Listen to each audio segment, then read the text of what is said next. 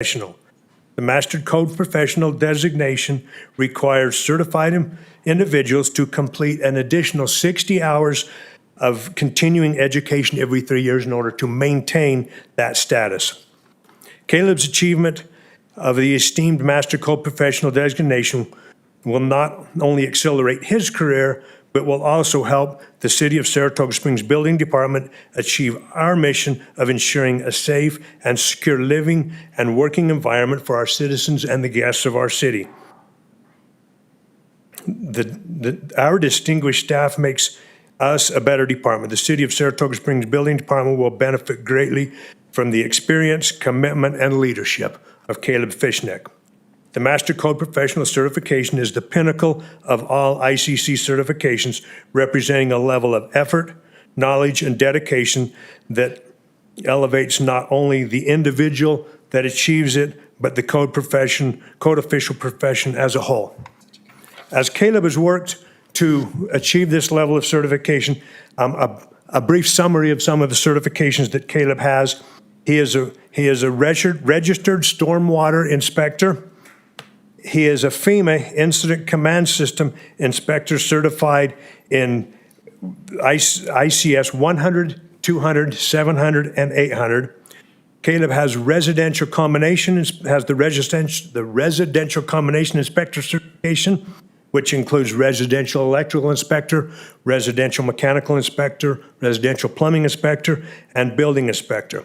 He has a commercial combination inspector certification, which includes commercial plumbing inspector, commercial building inspector, commercial mechanical inspector, and commercial electrical inspector. He is a combination inspector in all of the listed inspectors. Caleb is a certified fire marshal with certifications in the fire code as the fire code specialist, as a certified fire inspector 1 and a fire inspector 2, and a certified fire plans examiner. Caleb is a certified building official with certifications that include building code specialist, building plans examiner, residential plans examiner, accessibility plans examiner and inspector, and a residential energy inspector and plans examiner. And Caleb is a Master Code Professional. With that, Caleb, I'd like to present you with this plaque and certificate provided by the International Code Council, acknowledging the work, the achievement, and everything that you do. And I thank you for all that you've done for the city, for the department, and for me personally.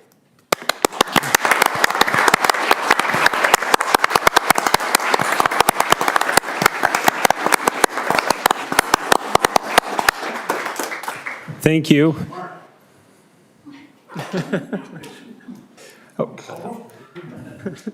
And Caleb, Mark said you were ready for a speech for us. Missed the memo on that, right? Caleb is a man of fewer words than me. But not certifications. He has a lot of those. Thank you very much. Thank you. Okay, public input. Time's been set aside for the public to express ideas, concerns, and comments for subject matter not listed on the agenda. Please be respectful in your comments. Please avoid repetitive comments. Please limit your comments to 3 minutes. We do have a timer up here. I did receive a few phone calls. I know some of you are here for the Ring Road business item. Your comments would be during the public input at this time. Just as a reminder, this is not a time that the council dialogues. It's just public input coming to the council. So just so that record, because that question came up in a few phone calls, so I wanted to let people know that this evening. Please state your name and address for the record so that we have that for the comment. There were comments that were sent in that we do have record of also. Okay. Public input. Mayor Miller, council members, my name is David Chumley, 447 Short Horse Lane, Saratoga Springs, here representing all residents of the villas at Legacy Farms, many of which are here. Our October 22 letter to city requested a timeline for completion of developer improvements at the villas. We have never received a response to that inquiry. These improvements are required by construction drawings for the project. We are pleased to report, however, that the developer Leisure Villas has completed much of the work. We have 116 homes, nearly 200 residents served by a single source of water. Our previous letter asked the two following questions. Why did city not require connection to 400 South to provide a looped water system? Number two, what is maximum number of homes allowed on a dead-end source of water? We have not received a response to those inquiries. A city staff member, however, did tell us that the city water system computer model indicated a single source of water was adequate for our subdivision. We pointed out at that time the need for redundancy. As feared, our concern has now become reality. On June 6th and 7th this year, the antiquated pipeline on Saratoga Road did not break. Rather, it developed a leak, resulting in 15 hours of no water to our development and no fire flow. Public Works crews did an excellent job, worked diligently. However, they were hampered because two required water valves on the construction plans had never been installed. They could have simply closed one valve. We would have had water for that 15-hour period. Water systems should have more than one source for redundancy. We are only connected to a single old pipeline susceptible to future leaks and lengthy downtime. Therefore, we request that the city connect us to the water main on 400 South as soon as possible to provide that second source of water.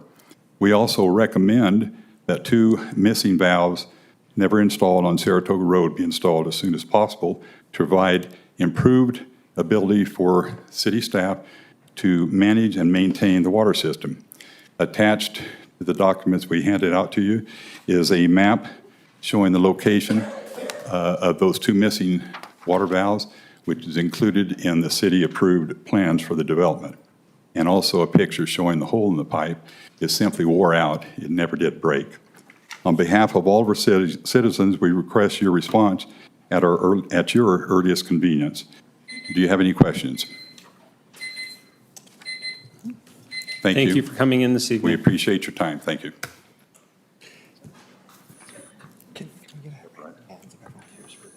Yeah, you can ask.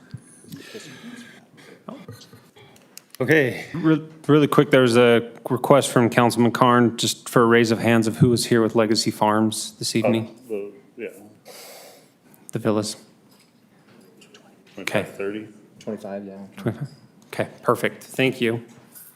He just okay. can't see the audience, and so he just wanted to know. Yeah, it's all yours. All right, Mayor and Council, I appreciate the opportunity to be here. My name is Matt Bunker. I live at 436 West Bono Boulevard in the Sierra Estates neighborhood, which you also might know as Neptune Park neighborhood. I'm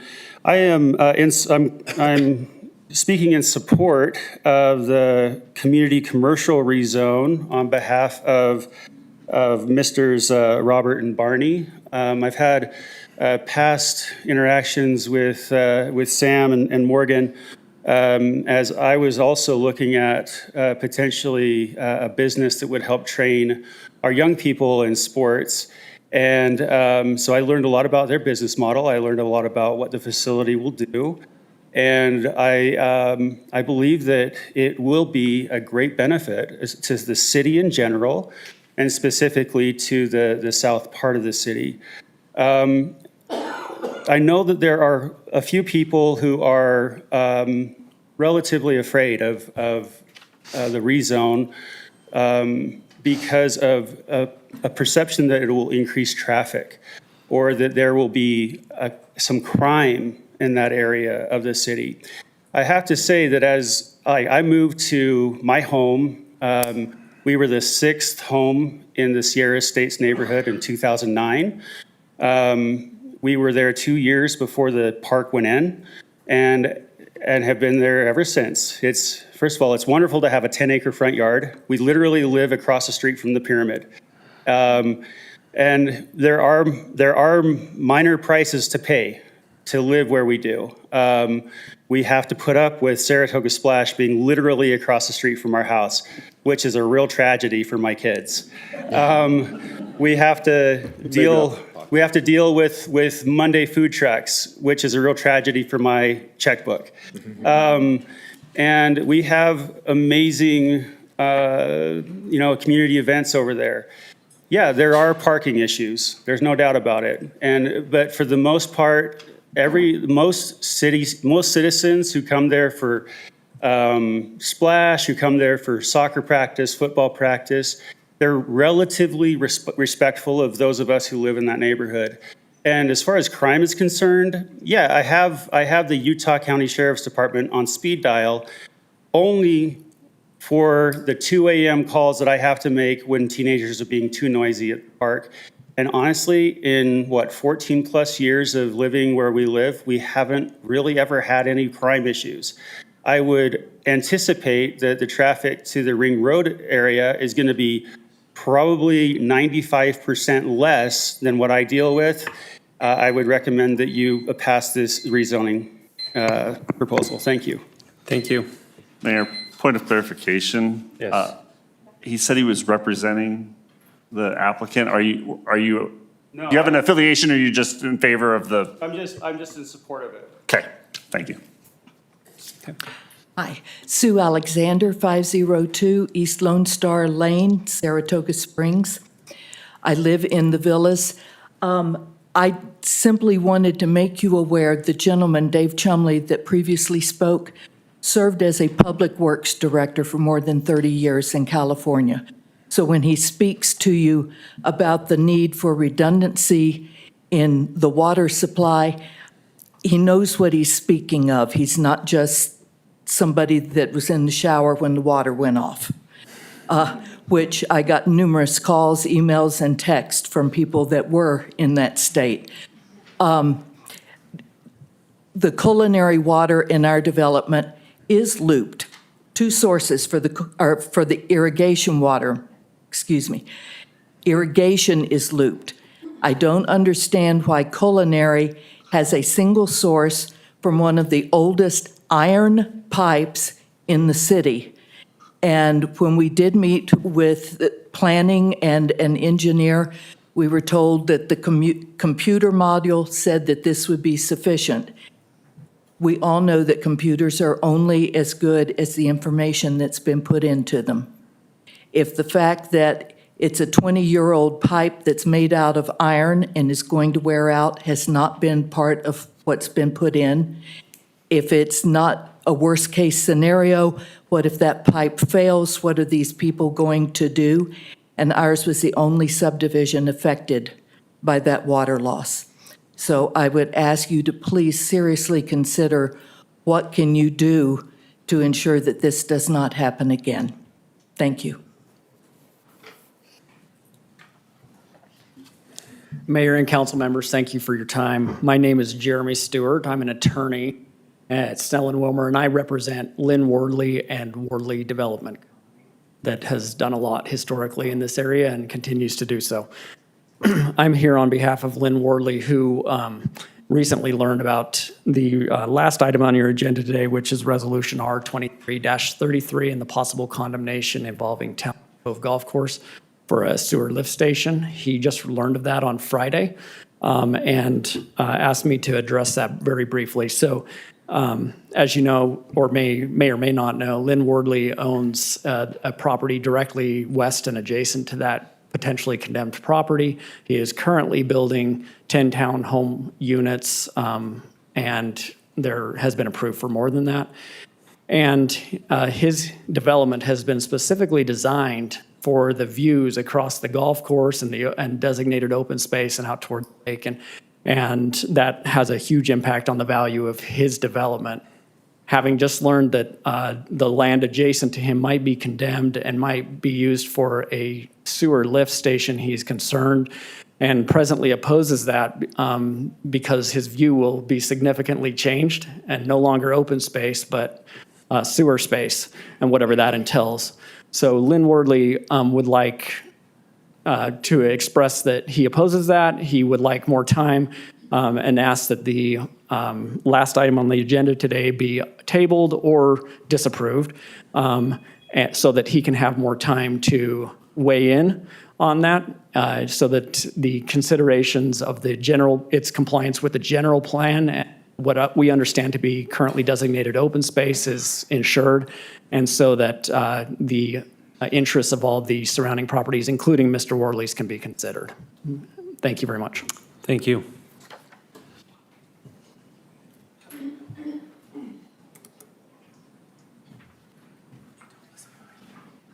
How you doing?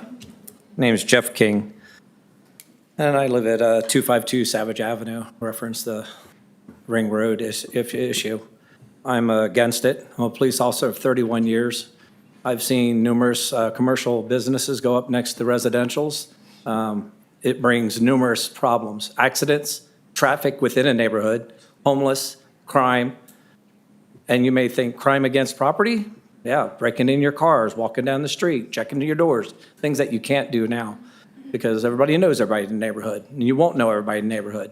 The amount that if you go out there on a Saturday or Sunday when they have soccer practice, you can imagine what the traffic looks like there. It's nice, it flows, but it gets backed up because people are coming and going. Well, that's going to be a constant with a development there. You put a commercial property at that location, and you're going to have all that traffic all the time going in and out of there. Look at what the Maverick's done. The trash that's being dumped alongside the roads. Look at the Facebook pages. The traffic that comes through my road, which had been normal up until then. Now everybody that's up on the hill comes in. They come down Huntington. They come down Savage. They cut over on Colt. They go over on Ring Road. That traffic is only going to increase. Then we're going to add the fact that we're going to get all the people that are coming from the other developments in through the two churches where you're going to have churches and kids and they're playing. And now you have to worry about those kids being hit. Now you have to worry about, oh, let's put up a traffic light. That'll help it. Now you're even bringing more stuff. You're bringing the light pollution that we didn't want, which is when we built out there. When we built out there, we didn't want a noisy neighborhood. We wanted a quiet neighborhood. That's why we embraced that area. So for all those reasons, I'm against it. Thank you. Thank you.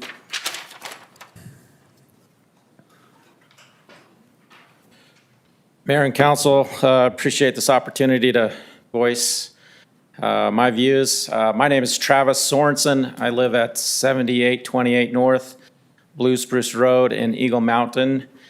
Speak today as a father of the community in support of the Ring Road Training Center. I also speak as a local business owner. I run a law firm, Top Law Utah, in Murray, Utah.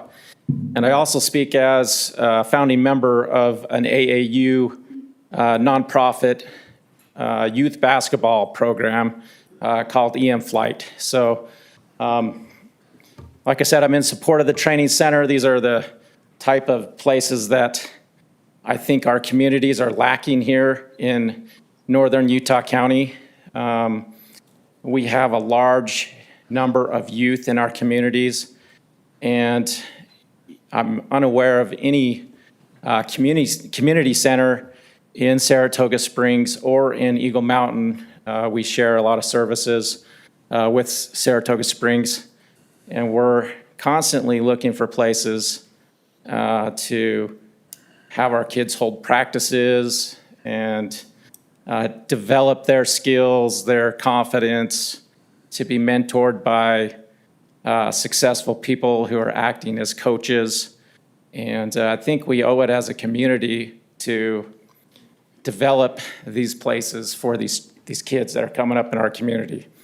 I speak as a business owner, as I've looked in this community to, have an office here. There was lacking in available office space. I chose somewhere else, partially because of that, but for other reasons too. And I'm sure I'm not alone when I'm sure there's been other people looking for places like this. This would be a great place for a business like mine, a small law firm. I also speak as a person that's lived in a neighborhood that had training center or community center like this. I lived in a small town that's growing very quickly in northern Idaho for a few years in the public golf course community where the Kroc Center was built, which is a big community center. And I can tell you that the community there embraced that as a great opportunity for their kids and for the community, and it was a great asset to that neighborhood. I see this development as a similar type of opportunity for our community here and for our kids to have a place to go to develop and be mentored and to, you know, have a place to train. So close my remarks with that and appreciate the time. Thank you. I have a question. We are on the agenda for the Talons Cove lifting station. When that item comes up, since I'm one of the owners of Talons Cove, do I get to make comments then? If he's one of these. Or do I have to make them now? Yes. Yes. This is it. Okay, yeah. We could do that later? Yeah. Okay. Good evening, Mayor and Council. My name's Nathan Oxenhurt. I live at 8956 North Mount Airy Drive in Eagle Mountain and have enjoyed for almost 20 years being a part of your sister city, Eagle Mountain. I speak to you as a almost 30-year general and drywall contractor and also a number of years in community service on the City Council of Eagle Mountain as well as numerous boards and other opportunities I've had to be able to gain experience speaking with and dealing with people and public issues. I'm speaking in favor of the Ring Road redevelopment tonight, and for several reasons. First, with all transparency, Mr. Roberts is a friend and a neighbor, and that is one of the reasons that I support the ideas, because I know that what he is trying to accomplish with his group is a family-centered business that will bring some degree of traffic, that will bring some degree of people to the neighborhood. But as a council, I know that you rely on people such as myself that have been able to have experience like this and be able to share with you our desire to have things like this in our neighborhood. My time on the council, we were continually looking for opportunities to have neighborhoods in areas that we could bring such development in. And as of yet, neither of our communities have been able to succeed in this area. We're severely lacking in this type of business opportunity in locale. I believe this is a wonderful location for it. Even with the impact that will come with a project like this, there always will be. And to fight the NIMBY that goes on, we saw a lot of that as well. But to have people share with you their opinions, as I am tonight, where you have a good neighborhood with a good family-centered business that wants to be able to be in a community that wants it and needs it. I speak strongly in favor of this because of these characteristics, and I would strongly encourage you to consider this redevelopment, as it would not only benefit Saratoga Springs, but your sister city, Eagle Mountain. We look forward to having business like this, and we look forward to supporting the community around the business so that we can also help to support proper, feasible, and responsible growth. Thank you for your time.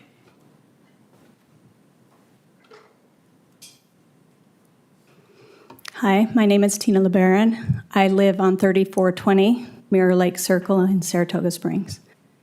My comments are in support of the rezoning on Ring Road for this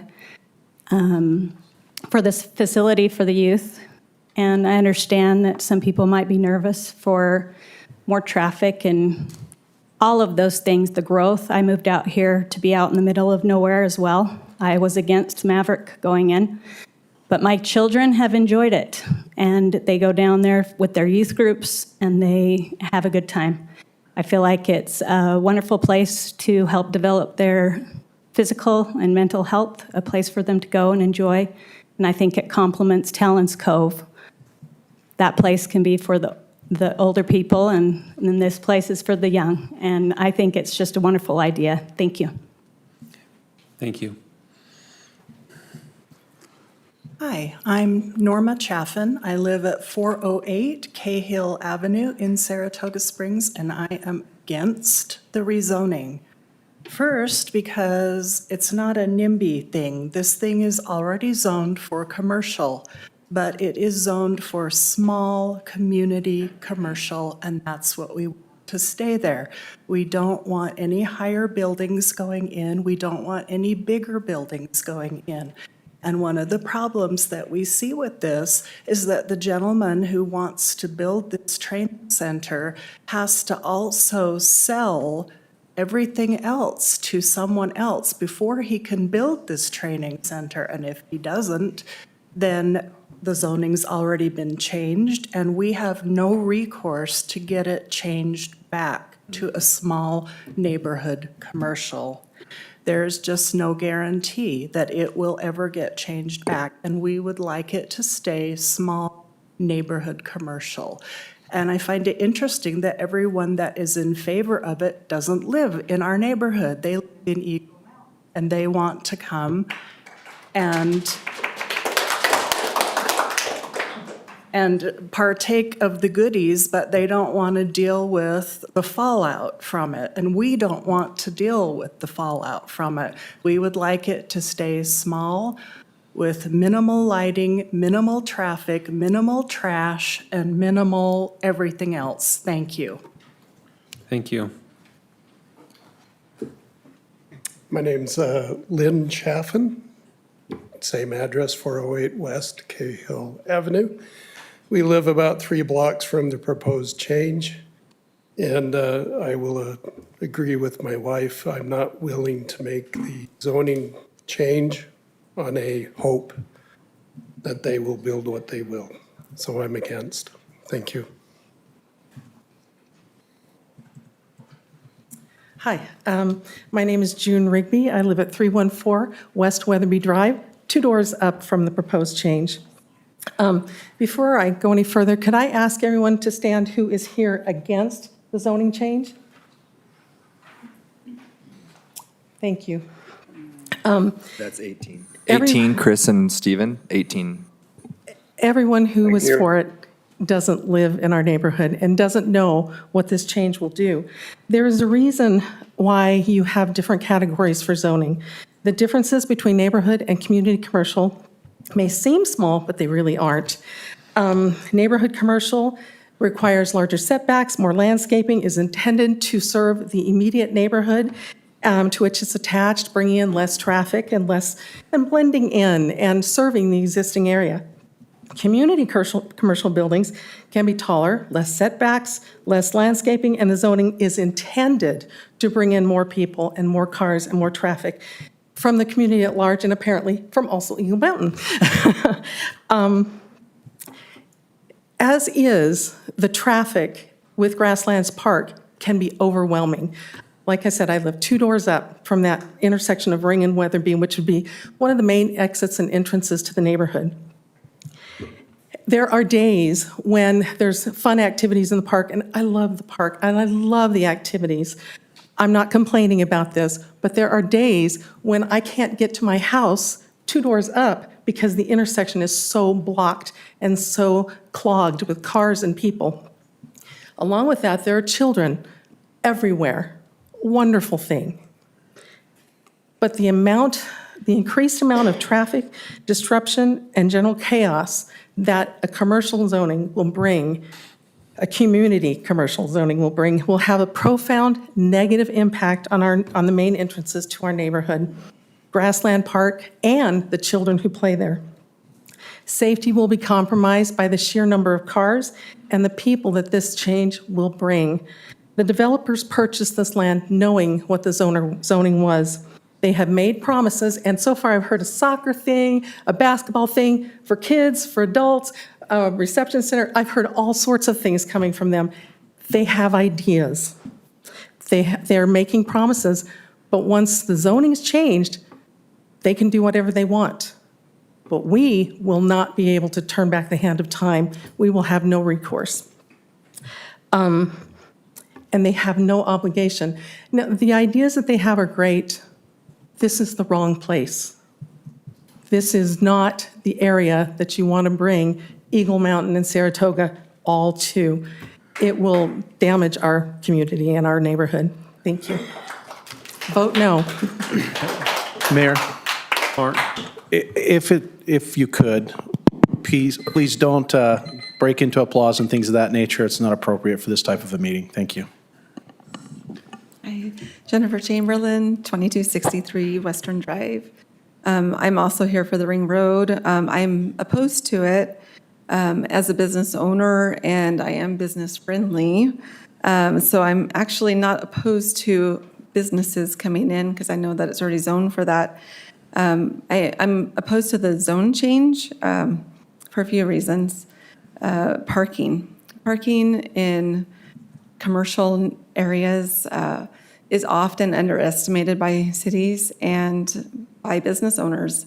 We own a business, and we went from 3 parking spots to 29, and in 3 years, we filled those. And so I think that it's important to, if this does come to a rezone, I would reconsider what is required for parking. I would triple it.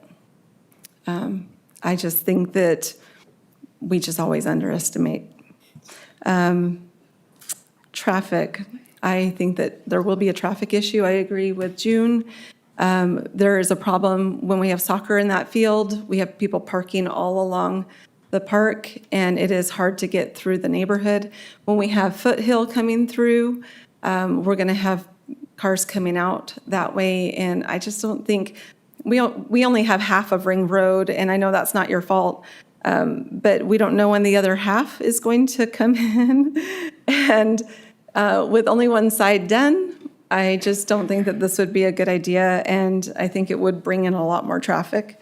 And then we did hear from the developer, and it didn't seem like he had a firm plan. And as a business owner, we knew exactly what we were looking for when we were looking for land. We had a few plans made out, but we knew that we were going to build a certain kind of business, and this is what we were going to do. And when he was asked in our neighborhood if that was for sure what he was going to do, he said no. And so I don't think we should rezone for a maybe. So, thank you.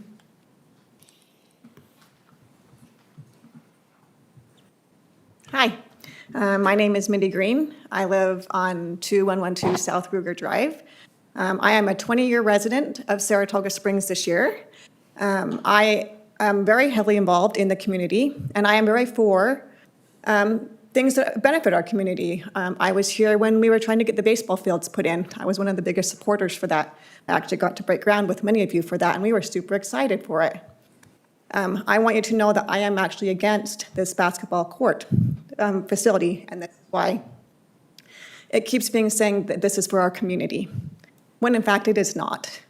This is a private basketball court that is made to bring in competition basketball teams to play games.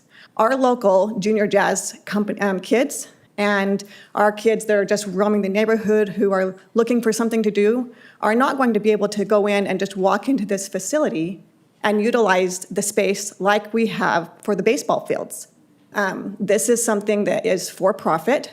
He wants to bring in competition basketball teams to be able to play against each other, not for the community to come in and utilize this space, unless we're willing to pay for it, or the teams are willing to pay for it. My other concern that I have is where we have the new Mountain View corridor entering in. We have worked really hard as a community. We've been through a lot. The mudslide brought us together. We had to be up elbows deep with buckets, and that created a community of people that you just can't get without going through an emergency. And we are going to lose a lot of those people that I love because they were in my home. Because we're going to have parents that are late to a basketball tournament flying down Mountain View corridor, trying to get into that parking spot, and putting little kids at risk that live along. We have 4 families that have kids that are 5 and under that are constantly playing in the front yard, and even just having that road come in, it's a great concern. And if we have buildings and things that are now drawing people from communities like Eagle Mountain and other towns to come in and use these facilities, then that's just going to add the additional traffic to that road, because you know darn well they're going to be driving right through the neighborhoods. They're not taking Redwood Road to get there, especially from Eagle Mountain. They're going to take that Mountain View corridor, and they're going to be driving through our neighborhoods to be able to access this facility. I am not opposed to buildings going in there. When we bought our property there, we knew that it was zoned commercial, and we were okay with that. And we bought the property knowing what it was going to be and being okay with what was coming in there. And I feel like now if that gets changed, we all bought properties and bought houses and invested money into our real estate that could now lose value because something has changed that we don't have control over. So in my opinion and my voice is I vote no against it because I want to have a voice, and that's why I'm here. And I want things for the community, and I think this is great, just the wrong location. Thank you.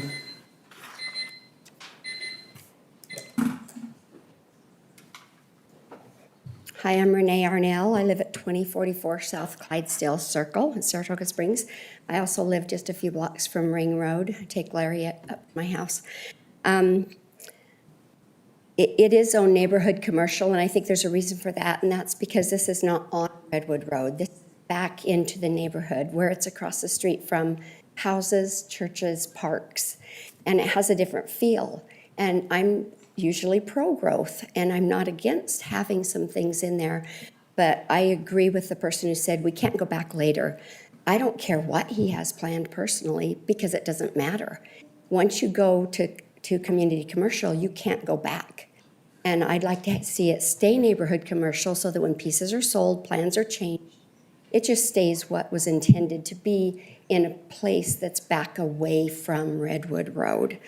And I agree with Mindy. I think anybody coming from the west, some people coming from the north, Google will take them down the new road and right down Lariat that is a pretty steep grade downhill, and they'll be coming right by all the homes to get to those businesses. So we need to keep it neighborhood commercial where only people from close by are coming in there. And I also am aware that the Planning Commission sent this with a recommendation to reject it. And so I would encourage you to listen to the people who actually live in the neighborhood and the Planning Commission, and please keep it neighborhood commercial. Thank you.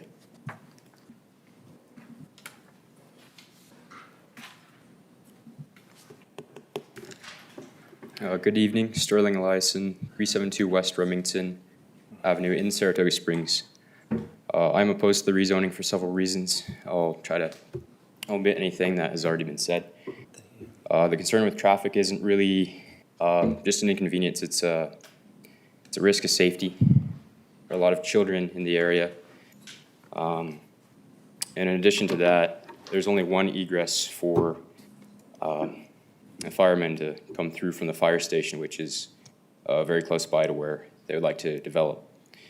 In addition to that, I think it was already mentioned, but there is potential for a landslide behind our houses. I just cannot see, a way to get out in the event of an emergency. I think there's also an overwhelming feel that we should preserve the spirit of the neighborhood and the city. And I moved from an area which was a lot like Saratoga Springs is now, very safe, very green, very nice. We saw that area become run down very quickly when they commercialized it. I have no complaint with people wanting a place for their kids to go play sports. As a matter of fact, I think it would be nice to have a public pickleball court or something like that close by, because we don't really have that. But just frankly, I don't think it's the right area. There's commercial land, which I believe is still available just north of the Maverick. There's lots of it. And there's other land all over Utah County. It seems fair to me that when you or other people, your parents maybe, spend a long time and save up for a house, and they make it very clear that you move in to an area by land which we know the zoning, and we'd like to stay that way. It just seems like the right thing to do. I'm not sure about this, but I believe there was mention by the developer that it could be an adult sports center. I think, like it's been said, there's kind of no concrete plan, which is a big concern to me. And something you cannot really see even in the maps that we had in the first meeting. There's an elevation difference between the Maverick and where Ring Road is. And it would block our view. It wouldn't be a minor inconvenience like the Maverick is, just lower down, close to Redwood Road. And there's probably a few other things I could say, but that's about it. Thank you. Thank you.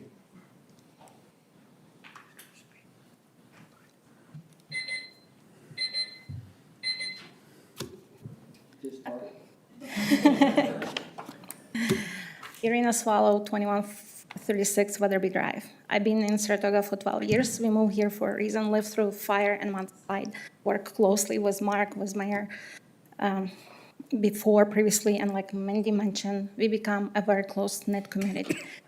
I think, Mr. Mayor and Councilman, I would plead with you to take to consideration recommendation from the planning committee that recommended not to rezone from neighborhood commercial to the community commercial. There are a few reasons about it that were mentioned before. I will echo everybody who said, but I will not repeat that. My few main reasoning that I plead you to vote against it is that I moved to Saratoga and I was proud, and I still am proud to call myself a citizen of Saratoga, because we are always feel that city and council always choose people over money. And in this instance, I feel this is not the case.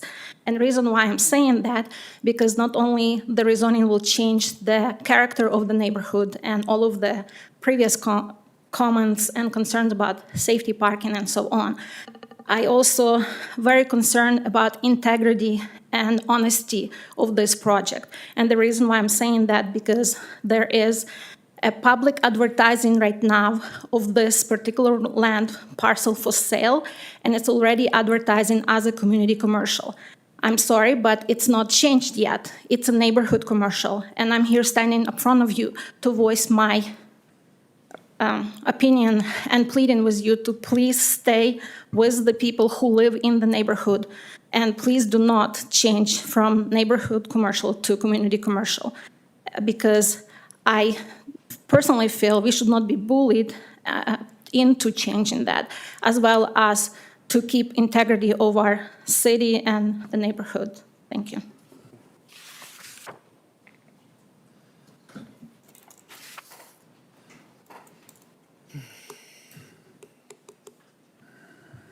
My name is Dan Alessi. I'm at 2192 South Ruger.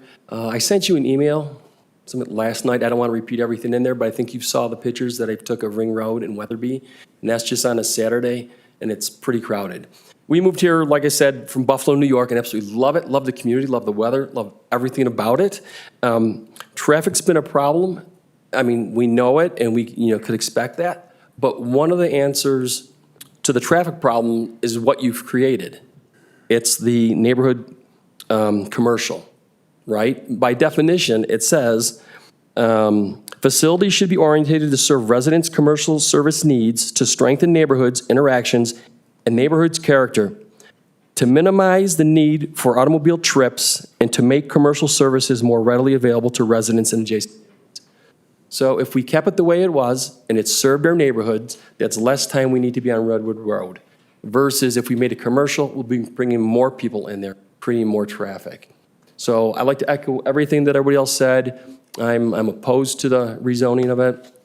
Really strongly recommend that we keep it as neighborhood commercial. I think that we know what something's going in there, and if it would serve our neighborhood better, it would reduce the stress too. So thank you.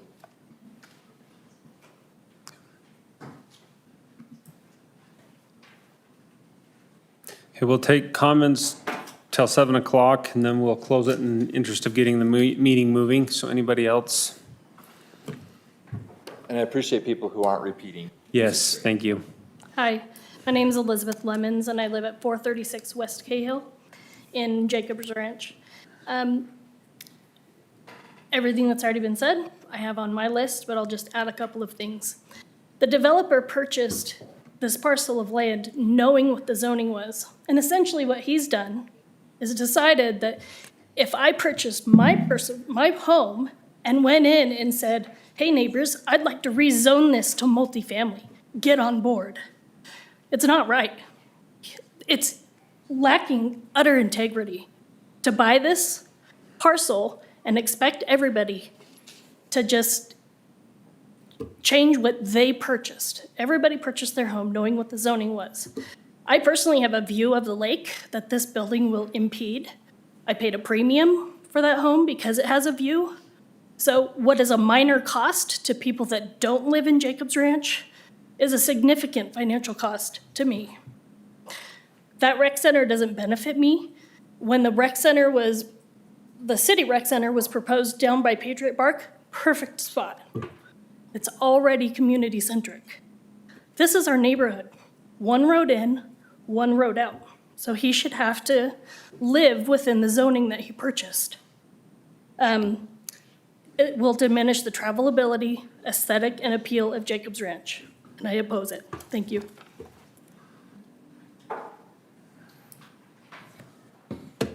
My name is Pat Dowd. I live at 41 West Adams Street. I'm actually in support of the development. My father actually lives just around the corner off of Browning Drive. My two children, who have two boys who just graduated and benefited tremendously from centers like this. And so I feel I spend hours on weekends, mornings, hauling my kids around to be able to find centers like this that had people that were willing to be able to train my kids, and they benefited and grew tremendously. My son pushed himself to want to get up at 5 in the morning, a kid that wouldn't roll out 5 minutes before school because he was so excited to have a facility. But we had to travel into Sandy, we had to travel into Lehigh to be able to find something similar. So I want to be able to share my support. I actually live off of Grandview. I don't live too far. I travel in the area very frequently, so I understand the concerns. All of the facilities, I've been in many facilities where they've been in a neighborhood. We've had to use people's large garages with that and have been able to see it work tremendously and bring a great value. It's something that I would love to be able to see the children and be able to see adults to be able to have something like this that would be available. Is it something that I feel like it helped my children grow and push themselves and become who they are because they were pushed from such a facility. So wanted to be able to share that, and thank you. Appreciate it.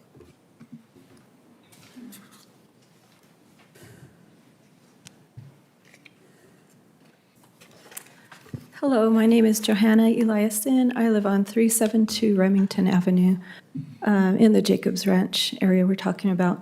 A lot of things that have been said, I also agree with. I'm opposed to the change of zone. I've talked to a lot of people about it. I've tried to get very educated on it. Basically, there's only 3 buildings and 5 feet difference between the zoning, except for what I think it was Mr. Alessi said, that it will change the nature of how it's used. And that is a very, very important thing. Bigger buildings people coming from other areas means bigger crowds a problem. Well, most of Saratoga wants a good sports facility, and yay, someone's paying for it. But we have to consider that this is not a good spot for it. It's not what we've talked about, the egress and ingress. It's a difficult place. A school bus drop-off right there, the fire station right in the front. If there's a traffic jam, how can they get out and help people? So I just want to echo that great idea, not the right place. Please keep our wonderful neighborhood wonderful. We moved there because it's just an amazing, unique place where you have a view of the lake, and we hope to keep that, and I urge you to vote no on the zone change. Thank you.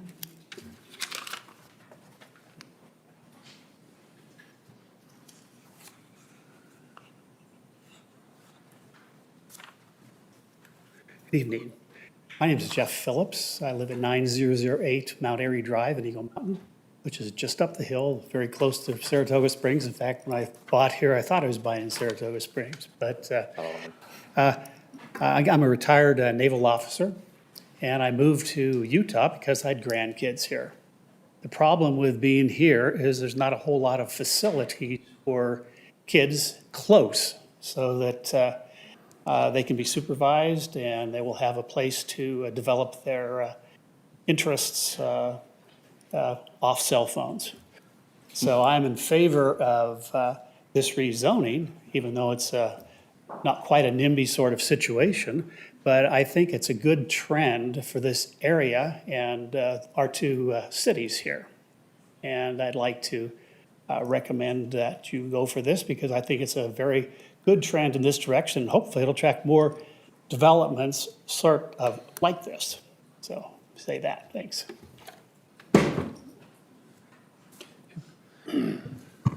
Doug Larson, 1234 Searle Lane in Eagle Mountain. I'm also in favor of the rezoning. I have 7 children and I wish it was in my backyard, I gotta be honest. Just to have a facility like that where my kids can go to, number one, get off screen time, number two, to be trained and develop lifelong skills that will benefit them. And that's all I need to say. Thanks. Okay, this is the last comment, and then we'll close public input. Hello, my name is Corey Beagley. I live in 2996 East Tenemis Road in Eagle Mountain. Yes, Eagle Mountain, we're still good people. But I do feel like Eagle Mountain and Saratoga Springs is a lot the same. We overlap a lot. I coach a lot of different sports, especially softball and basketball. We have many kids from both communities that play in both communities. But I am the director of the nonprofit EM Flight. I started the girls' side, recognizing that there was not a lot of options for Eagle Mountain or Saratoga youth. We focus on developing kids and their confidence, and more than just that, the importance of hard work, building community relationships, and it's been an amazing experience thus far. But what we are lacking in both communities is facilities, as people have said, and anybody that is involved in that part of our lives knows that this is a big problem, causing a lot of stress and frankly holding kids back from certain activities. So as I do recognize the concerns with traffic, I do have to say there's a very similar facility in a neighborhood in Lehigh that gets used very much over in Lehigh, and the traffic is minimal. We all would love to have it in our neighborhood. And so, as you know, I am in support of this. I also just want to speak against questioning the integrity of the people trying to develop this. They are very honest, good-working people trying to do something good. And so I am in support of the rezoning. Thank you. It is 7:01. We'll close public input at this time and move on to, are there any reports from the council this evening? Okay. Hearing none. Anything from administration? I just want to thank staff for an amazing splash days. If you can pass that on to all of the people that were involved. It was quite successful and the weather cooperated for the most part. We'll have a movie later on a Monday night probably, and be sure to advertise that well because people were pretty excited about Sandlot. That was a good choice. So appreciate all of the hard work that went into that and being able to participate like I did. So. Perfect. Mark, administration? Okay, we have a public hearing for budget amendment fiscal year 2022-2023, Resolution R 23-28. Evening, Mayor and Council. This is the sixth and final budget amendment for this fiscal year. Seeing as the fiscal year ends in 2 weeks, most of the items in this one are cleaning up various capital projects. Just, trying to get things all neat and orderly for the end of the year. Any questions for staff about the budget amendment? Nope. And Okay, online today? if there's no questions, I will entertain a motion. I move that we approve budget amendments fiscal year 2022-23, Resolution R 23-28. Sorry, it was a public hearing. Oh, sorry. Been going so long on, anybody I'll here hold for my- this public hearing On the budget on the amendment. budget amendment? Okay, seeing none, we'll close the public hearing, and now we'll go back to entertaining your motion. I will move that what I just did. Okay, I have a first from Councilman I'll second. Porter, second from Councilman Podeska. Any further discussion? Councilman Carn? Aye. Wilden? Aye. Porter? Aye. Podeska? Aye. McComber? Aye. Motion passes unanimously. I'll entertain a motion on the consent items. I move to approve the consent items listed on today's agenda. I have a first from Councilman Podeska, Second. second from Councilman Porter. Any further discussion? I just want to make one point that on consent item number 2, the Pony Express extension change orders, the city is on the hook for extra costs, and where this is mostly benefiting Eagle Mountain, again, those from Eagle Mountain, Pony Express is really, the widening and all of that expansion is for Eagle Mountain. I would like to request through your associations with MAG, if they would be willing to cover more. And then also, if not, we can also reach out to Eagle Mountain if they would be, there's no obligation for them, but in good faith, if they would be willing to help contribute towards the extra $350,000 that the residents of Saratoga Springs are going to have to pay so that people from Eagle Mountain can get out of their city quicker. And so I just don't, I'm going to vote for this. Because we are on the hook contractually, but I just don't feel it's fair that Saratoga Springs has to carry that whole burden. That was my additional comment. Okay, there's no other comments. Councilman Porter? Aye. Comber? Aye. Wilden? Aye. Carn? Aye. Podeska? Aye. Motion passes unanimously. We have business items 1, certified tax rate for tax year 2023-2024, Resolution R 23-32. Okay. For 23-24, we received from the county just last week the new tax rate. It is 0.001043. Staff recommend approval at this time. Any questions for staff? Mayor and Council, I just want to clarify that that is a no tax rate increase. In fact, the rate is decreasing over time as values go up in the city, but it is a no tax rate increase. Okay. I will entertain a motion.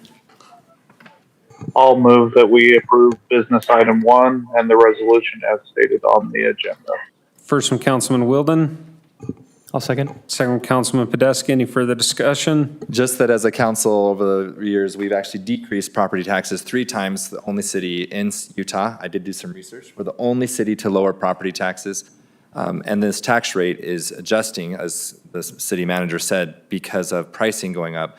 It's flat and or decreasing as well. But as a city council, we have decreased property taxes 3 times. Thank you. Okay. Councilman Wilden. Aye. Carn. Aye. Podeska. Aye. Porter. Aye. McComber. Aye. Motion passes unanimously.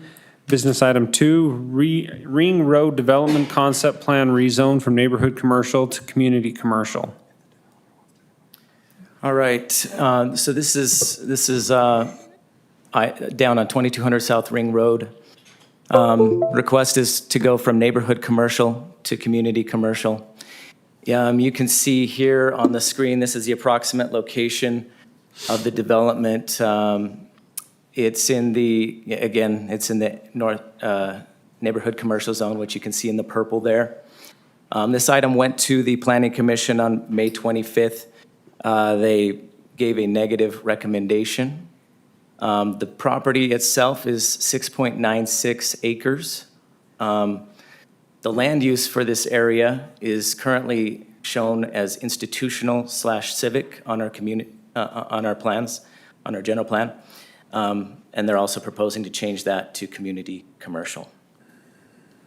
This is kind of a zoomed out view of the location to Redwood Road in, where it's located in relation to this. Also the Foothill Boulevard extension, as you can see to the west there, and the neighborhood, Jacobs Ranch.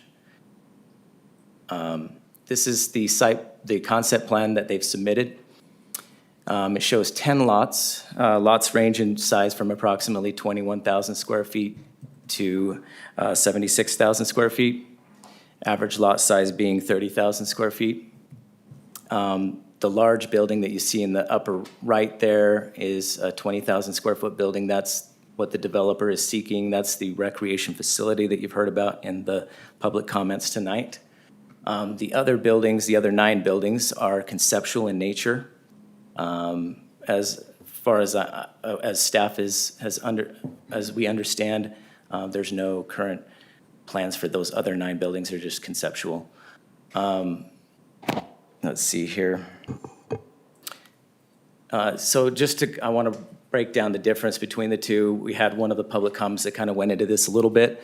Neighborhood commercial is defined as areas designated for low-scale commercial uses supporting general neighborhood needs. And then community commercial is defined as areas designated from low to medium-scale commercial uses. And so just to kind of run down, what are some of the differences that you go when you go from neighborhood commercial to community commercial? You're increasing the minimum lot size from 15,000 square feet to 20,000 square feet. Interior side setbacks goes from 15 feet to 10 feet. Maximum height of a building goes from 35 feet to 40 feet. And then maximum building footprint goes from 15,000 square feet to no limit. This table here shows the uses that are permitted in each zone. So you can see on the left there, neighborhood commercial in the purple, and then in the blue is community commercial. Some of the uses that are not permitted in neighborhood commercial, but that would be permitted in community commercial include a commercial recreation center, which is the large building that's being proposed. Convenience store, fast food combination, convenience store, electronic media and rental and sales, funeral home, grocery store, library, office, medical, and healthcare, reception centers, recreation center, refueling station, public refueling station, private, and theater and a transit-oriented development. So those are some of the additional uses that would be permitted if it were to go from neighborhood commercial to community commercial. There should be a note mentioned, so there is a development agreement that's typically required with a rezone. That at the time of this report, at the time of this meeting right now, the city is in the process of working with the developer to finalize the details of that agreement. So we don't have anything in place at this time. If there is a positive recommendation tonight, staff would recommend that this be a condition of approval, that the development agreement, a mutually agreed upon development agreement be finalized prior to the zone change. Do you have any questions? We don't. I understand the applicant wanted to say something. Sure, I'd like to take a couple minutes to introduce myself. I hope everybody gets to have a turn like I'm getting tonight where your integrity is questioned. But this is a passion project of mine I'd like to briefly explain. I was raised in the Southwest in a small town, and I think my dream began because I was the youngest of a large family, and I attended the Boys Club. I was a Boys Club kid that really was passionate and benefited from the after-school activities where, hopefully keeps you on the straight and narrow. I got to participate in sports. As I grew older, I got to be a mentor and a tutor and a coach to other younger elementary kids once I was in high school. And I received a scholarship from the Boys and Girls Club as a New Mexico State Youth of the Year runner-up. I have that as my background, and I've participated a lot in nonprofits throughout my banking career, and so that's kind of a little bit of my background. I would like to briefly mention that my name is Sam Roberts. I live on the border of our city and the ranches. I really appreciate this healthy discussion. I believe in opposition. I'm grateful for the good folks of Jacobs Ranch and the others throughout the local area who want to share, because that makes it better. It makes our city government better, and it makes our citizenry better. I want to live right there on Ring Road. I want to be the closest home to the facilities there. There's a lot of residential land just north of Ring Road that's undeveloped as of yet that I would like to be nearby in the future, if not in Jacobs Ranch. In fact, 19 years ago when we built our home, we considered right there in Jacobs Ranch. My wife said she didn't like the bugs at the time. They were right there, if you remember, back in 2004. But I briefly wanted to mention I have a business partner. He's out of state. He came to the Planning Commission last month. He's not able to travel right now. He's had some health concerns. Morgan Barney. We call ourselves, our LLC, Knucklehead Partners. We don't want to take ourselves too seriously. It's just kind of fun. We're knuckleheads. We're adult knuckleheads, I guess. I briefly made a couple of notes. For the last year and a half, I've been working with a great staff here at Saratoga Springs, guiding me from the economic development side to the planning department, as well as the engineers and others who've been a world of influence and advice. I appreciate everybody's service, and especially the public service. I'm the son of the youngest of a large family. My father was a police officer for decades, and I grew up with his motto of trying to leave things better than you found them. I hear that ringing through my head all the time. And I just repeated that on Father's Day several times with several people. I just wanted to mention this passion project came about.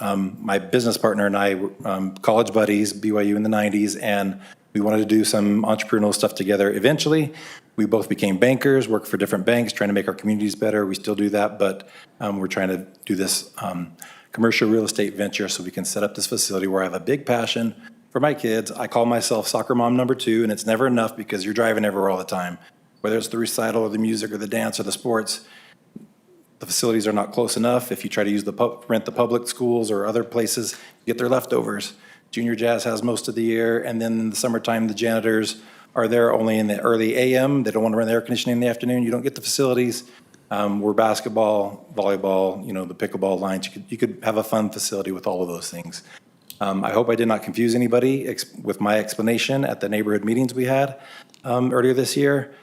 With 50 people in a park, you can't clarify everything to all people, but I wanted to explain we were across the street from the sign for sale. We do have land for sale there, but we'd love to sell 5 acres, and for us to be able to build on the 1.75 acres that you saw in the concept plan. If you were to walk that property, we're 6.9 acres we're a third of Ring Road. We're not all of Ring Road, we're a third of it. Just, it has the name Ring Road Development. But our facility will be down, thank you, in the inner parts, very close to the fire station. The building's not going to be that big. It would be, I believe, 30 feet, because I don't want to pay 40-foot tall building where you don't need it. Volleyball and basketball, you need 25 foot, and all the private spaces clearance for the balls to go up in the air. About 5 feet more to get to the top of the building. If you ever needed more than that, you could dig lower in the ground. But why would I want to have a taller building that would obstruct views if it was anywhere near a view-taking area? This is a beautiful area, but if you were on Ring Road or at the Grassland Park looking down at the fire station, it would be like that. It's not going to be huge. And I wish I could remember to address all the concerns. I do want to live there. I want to be the closest house. I would love that, if possible. I don't want this to be anything that's unsafe. I have 7 kids. Most of them are back there with their eyes big probably right now. They love participating in these activities. We would want it to be as safe as possible because we would be walking back and forth. And I would not want there to be anything that would hinder anybody's enjoyment of the area. I would love to enjoy it as much as the folks who've been there for many, many years. I'll cut it short there and just say that I appreciate your consideration. And I know there's a lot of other things to address, like if there were going to be light pollution. We're not going to be a bad developer. I'm a novice. I'm a rookie. This is my first time through this. What it means is I'll ask all the questions and do things right and be in compliance and not be a know-it-all. I'm a learn-it-all, not a know-it-all. I'm not going to steamroll anybody. I'm just going to get along. And that's what I've been doing for the last year and a half with the leadership of the city. And so thank you for your consideration for our rezone. I appreciate it. Thank you. Okay, comments from the council. Yeah, I just have a couple questions for you, Mr. Roberts. With the, since out of the plan, the only kind of plan that you have right now is for that 20 square foot building? Yeah.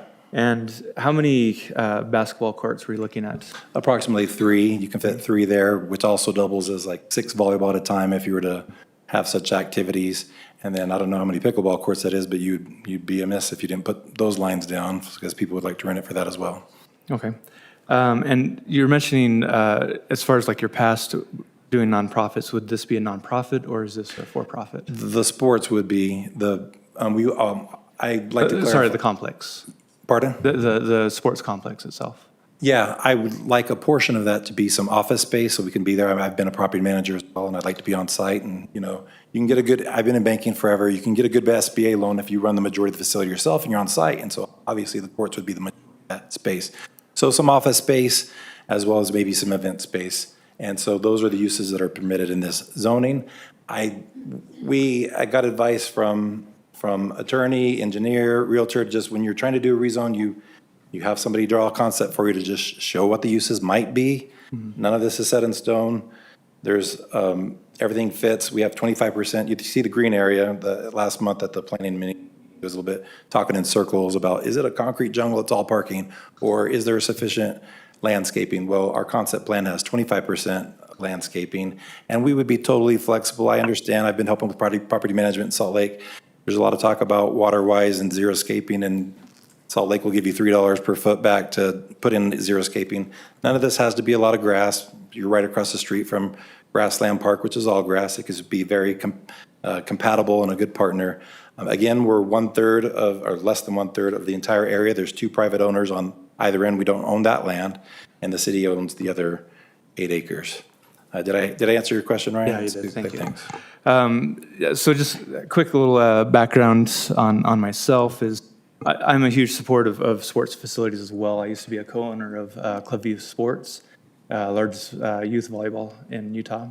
And we're constantly looking for facilities. The economics of it, though, is tough. If you can't find anything at 80 cents a square foot or less, you can't support it. Your fees for the kids are so high that you're getting the 1% of the people that can afford it. One of the things to make a sports facilities economical is AAU's tournaments. And those tournaments does bring a lot of crowd to those facilities. And so at our facilities, or sorry, I used to work there. We sold it to National. But our facilities were always underparked. And where businesses would tow cars if our patrons would park in their parking lots. So I know this is just a concept plan, but it's extremely underparked for a sports facility if you're gonna have AAU, which is a requirement to stay afloat in the economics of a sports facility. And so all these businesses are gonna be fighting on those AAU tournaments during the season, which for basketball, is offset from volleyball. And so it's pretty much year-round except for the summers. So that's a big concern there as far as like wanting to have a sports facility, but then having it too expensive to maintain off of the fees that you charge the players. We've always been looking for places, and so I'm a huge supporter in trying to find a place that's appropriate for a sports facility. But it comes down to location and sustainability of that place. As far as, I wanted to comment quickly on the community commercial and neighborhood commercial. In looking at kind of our general plan, we do have community commercial that's zoned just 1.5 miles south on Redwood Road. And so that does have the infrastructure that would support a community commercial aspects there. Whereas this is off of Redwood Road and more in a neighborhood situation. So that's where the neighborhood commercial did seem to make more sense in that area. I want to see if I covered everything there. But again, it's hearing that it's a passion project, that speaks true to me as well. And so I don't want to discourage you in continuing that. It's just man, we've spent so many years with realtors trying to find land and existing facilities that we could actually make it affordable for the children. But, you know, when it's a club situation, those fees just start skyrocketing. It's nothing that's going to be like junior jazz or things that typical families can afford. I mean, we're busting at the seams with our youth for both basketball and volleyball, and fortunately we have 100% placement in college scholarships for our elite team, and so it does a great service. But they're also spending close to $4,000 to $5,000 for that season. And so it does start pricing people out of the market just to try to afford the facility. And we always felt like we're running a nonprofit because we didn't make hardly any profit. But we had 1,800 kids come through each year. And so I just wanted to provide that information there, and I appreciate your time. Can I comment? I appreciate your perspective. In fact, long-term, I'd love to get your advice. I know those affordability issues. You can't put up a box structure and have it be sports and just have that. You can't just roll the balls out and have it take care of itself. Like you've articulated that very well. We understand that very well. That's why we'd also want to have, in addition, as part of this facility, some office space and some event space to offset those costs that you're talking about. Mm-hmm. And no, nobody has a crystal ball. We don't know all the particulars in the future, but you have to get to this point to get to a plateau to see where the next solution is. That's where we got it. So appreciate that. Councilman McComber. Appreciate the time, Mayor. Thank you, Ryan, for your comments. I appreciate your experience and your background in that as helpful.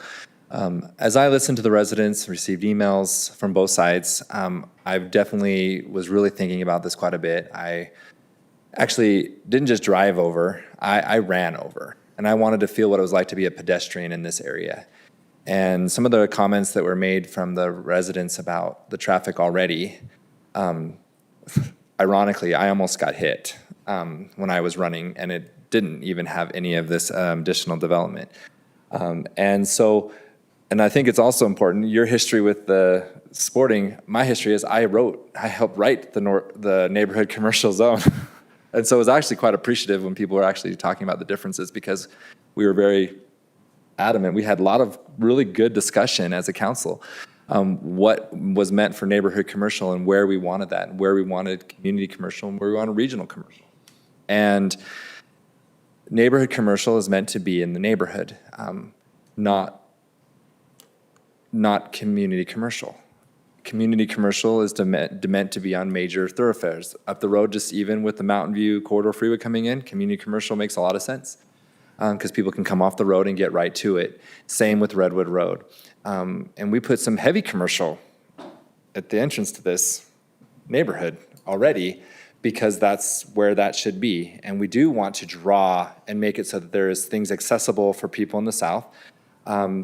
And so that everyone isn't always having to do so many trips north. But neighborhood commercial is designed for that. I appreciated the setback comment because that was really important to me, that the setbacks are bigger because it creates more of a neighborhood feel when you have that bigger setback. It's amazing what 5 feet looks like. Go look at the homes in Wander neighborhood, how close the homes are. And there was certain zoning rights that they had that we weren't able to stop that. But those homes are really close together, and 5 more feet separating those homes is what you see in the Saratoga Hills neighborhood. And it makes a huge difference on the level of density and look and feel that a neighborhood has. For me, as a legislative decision, I have to weigh a lot of factors. As a representative, I'm elected by the people, but I heard from residents in Saratoga Springs. I'm actually going to exclude the Eagle Mountain because I don't believe that I represent people of Eagle Mountain. If I was in the state Senate or in the state House and they were in my district, then I would represent them. But I represent the people of Saratoga Springs. The majority of the people of Saratoga Springs are against this. And then there were some that were for. But the mass majority, and the number of emails that I got, and I appreciate those emails, and I appreciate when residents get involved and they do their homework and they do their research. For me, I look at the whole picture, and I look at the welfare of the community. I look at the welfare of the city. I was actually in favor of the rec center that was on the ballot, but I was trying to be very impartial and I didn't want to use my weight behind that. And the residents decided that they did not want to pay for that at this time. And the location of that is much better location for this type of venue. I would argue that Eagle Mountain has a lot of really great places for something like this, and you probably can get much cheaper land out by in the industrial zone. And I mean, I can't imagine the land being more expensive in Eagle Mountain, and if it is, that explains why no commercial gets built in Eagle Mountain. And that's something that their city council needs to revisit, because of driving out to city center, it is very far. So for me, I also have to drive my child a long ways for their activities, and something like this would be beneficial. I happen to be well enough off that I can pay for these things, and I feel blessed, and I appreciate the fact that I'm able to do that for my kids. But I don't believe that I would want to do that on the backs of residents in an area that it's not meant to be. I can't help but notice Lariat is a direct shot, and Lariat is one of the on-ramps and off-ramps for the Mountain View Corridor, which will be a freeway and not just frontage roads. This neighborhood is already being impacted greatly by that. They were aware that a road was coming through, but they bought in good faith here. And I think that if we put ourselves in their shoes, when I bought my house, I asked very clearly, and I'm a member of the city council, and I bought my lot, and I was told that I had certain zoning behind me, and then I was told that maybe it wasn't quite the right way to do it. And an entire referendum in the city of Saratoga Springs was created as a result of poor communication that I wasn't involved in. As a city councilman, I kept myself distanced from that. But Prop 3 and 6 happened because of changing what people thought they were getting to what they were being told. And so I already feel like there was a little bit of a taking, I'll be honest, with the residents, because on the land use map, it does so institutional. I can't remember which one said she's been here 20 years. But we moved that institutional facilities because it made sense for the city and just where the growth and everything and the land. And I mean, anybody in that neighborhood, I've talked to quite a few of them, would agree that where we have the institutional makes sense. And that's where it is, where Patriot Park and where our police and fire, police station and our city hall and the library and different things that will be there. And maybe one day a rec center, we'll see. But already with neighborhood commercial, if someone looked at just the land use map, they would be already confused if they didn't look at the zoning map. And the zoning map does show neighborhood commercial. And so for me, I'm also not a true fan of increasing density or increasing impact unless there is a true benefit to the community as a whole and locally. And so for that reason, that's why I'll be voting the way I am. So thank you for your time, Mayor. To return the time back to you. Councilman, let them talk. Okay. Councilman Carn, Councilman Wilden. I just know when I'm on there. Nobody else. Yeah, so can you hear me, Mayor? We can. I can. Okay, Councilman Carn, if you aren't aware. Apologize for not being in the room tonight. I had a previous engagement. So I've spent a lot of time on this with the landowner / developer, and I don't. I hope this doesn't come off the wrong way, but I hope we don't try to vilify landowners / developers and question integrity and their honesty, because on the side note, I've had nothing but really good experiences, and I don't know these gentlemen. I find them to be very genuine.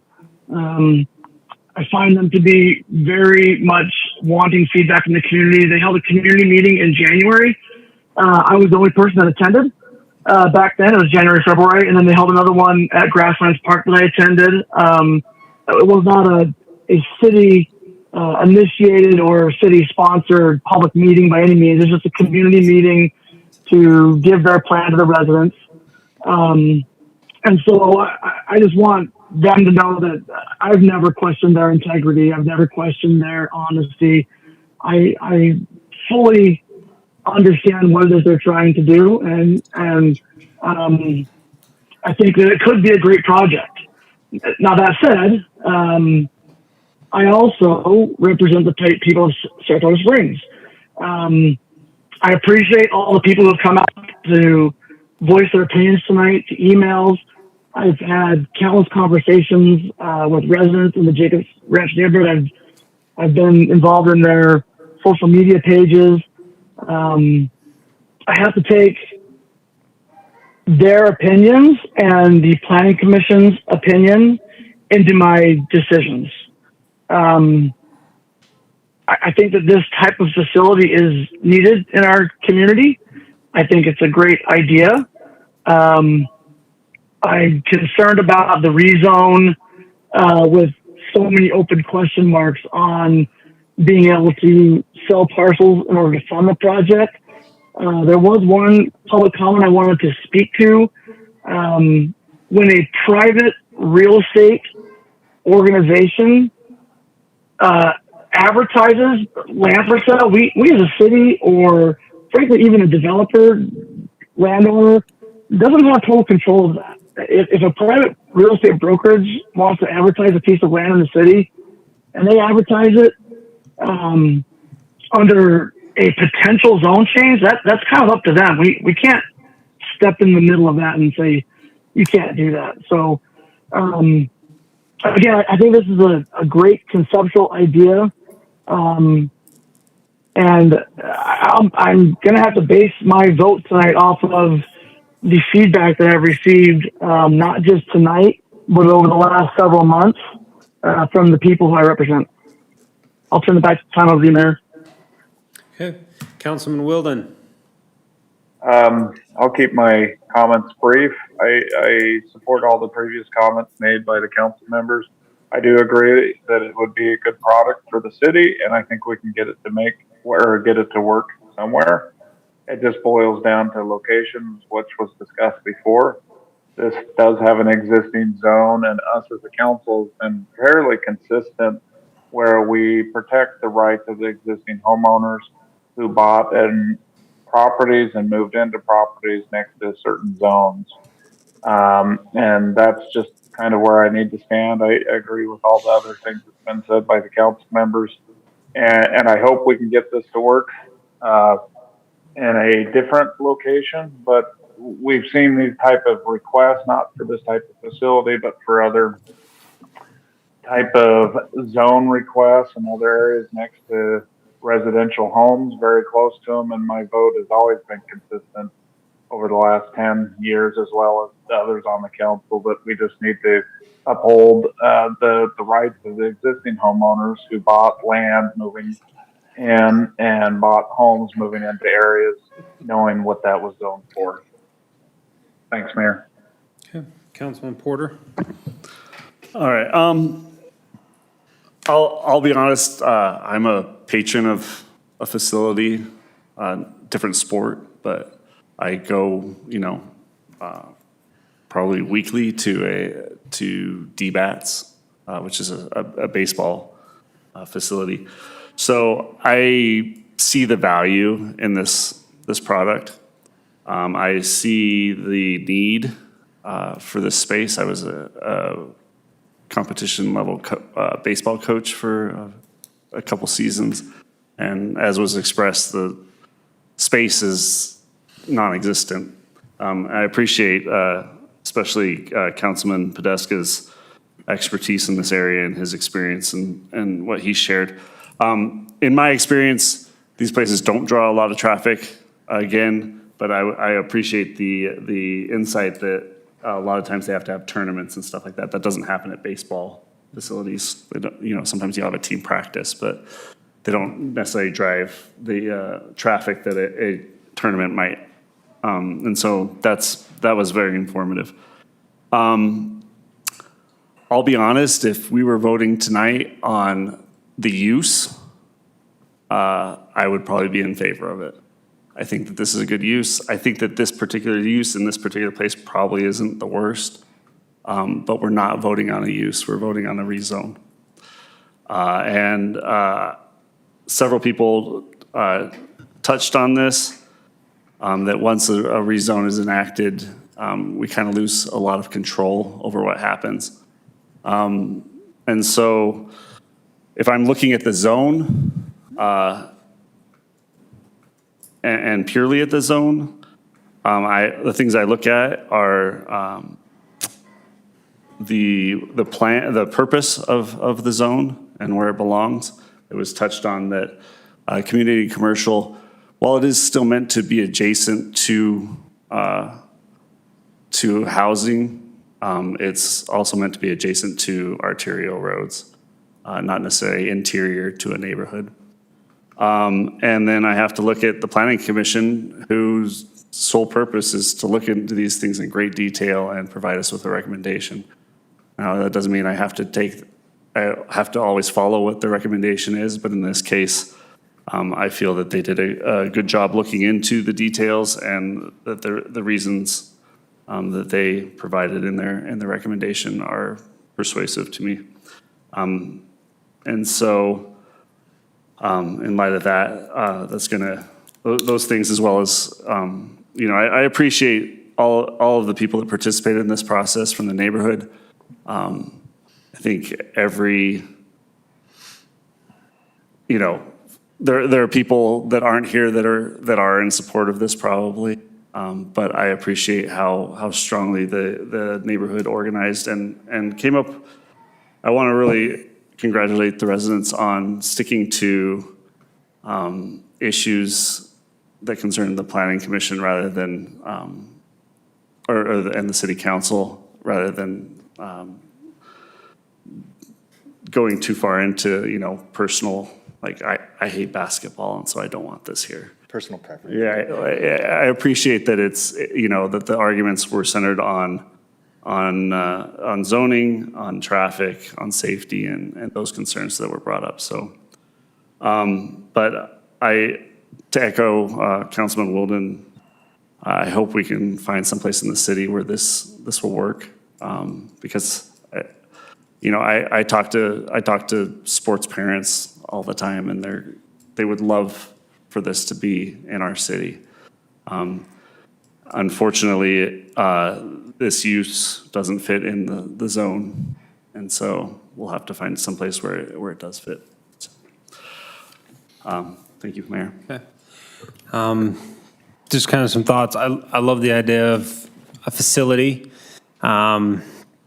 My kids, I always thought, would play baseball. They didn't. They chose shooting and mountain biking, so I'm always on a dirt road somewhere, wearing out tires and creating a carbon footprint that makes Chris jealous. Stuck in mud. But no, I think facilities like this are great for kids. I've seen the advantages, the different sports, different opportunities offer to the youth to come out, to find something they're good at and be part of. Most of us, when we went to school, there were 3 sports and you either played them or you didn't. There was baseball, basketball and football. Basketball and football, that was it. Maybe track. Yeah, and track. And now there's lots of opportunities for youth. I appreciate the emails for and against from residents in the community. I appreciate those who took the time to give me a phone call and stop by. I appreciate those residents who have stayed in touch over the time.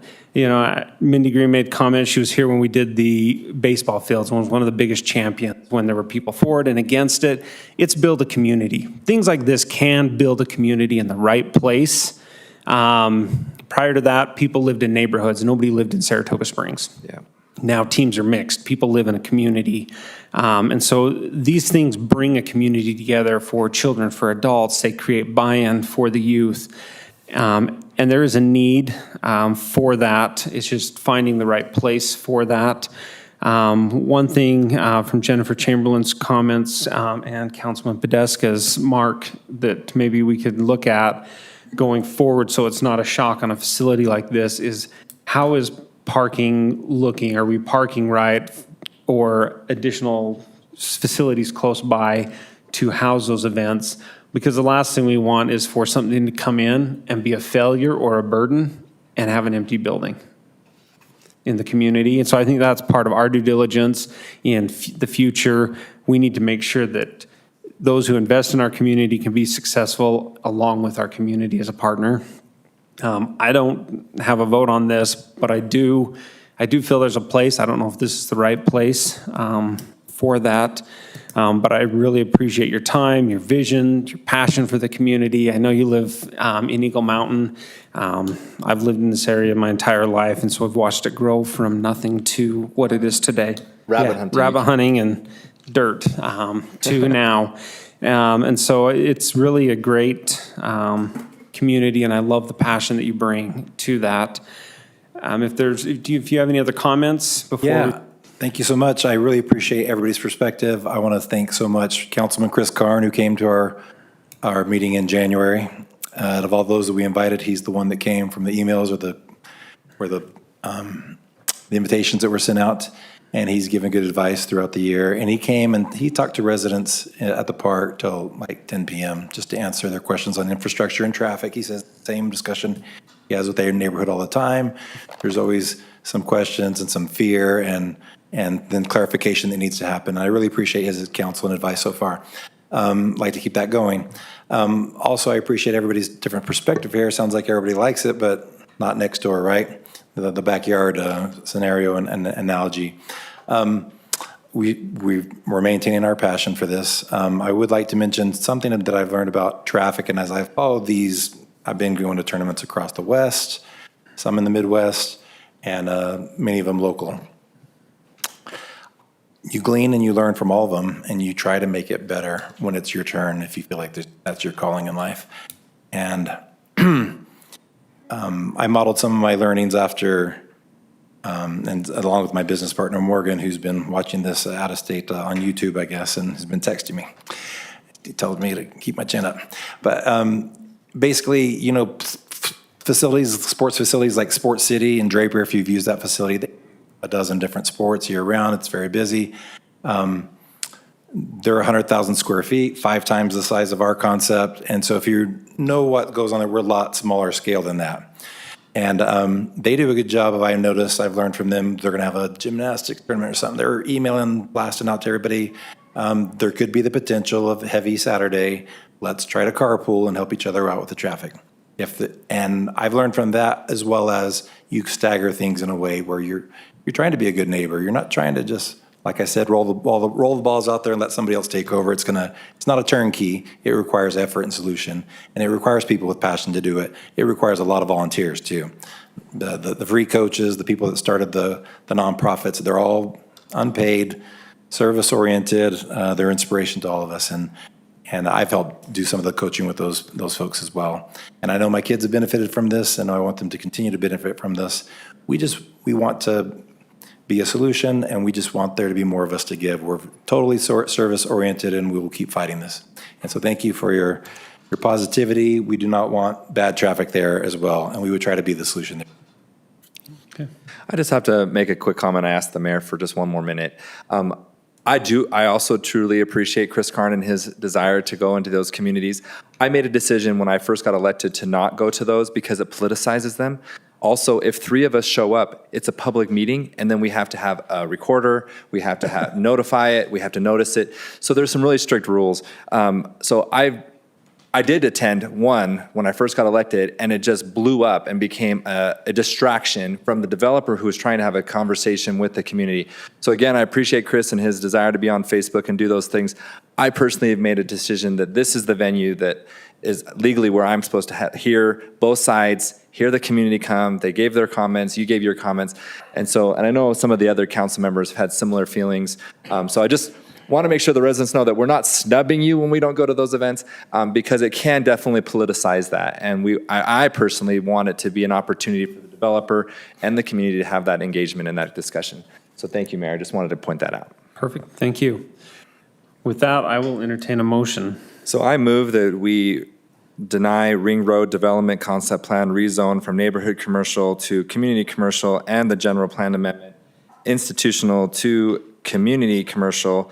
Sam Roberts, Morgan Barney, applicant, 2200 South Ring Road, ordinance 23-21, dated today, with any staff findings and conditions. Okay, I have a first from Councilman McComber.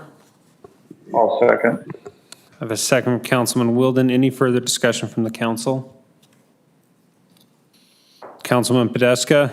Aye. Karn? Aye. Wilden? Aye. McComber? Aye. Porter? Aye. Motion passes unanimously. Thank you again for your time and willingness to go through the process. Thank you.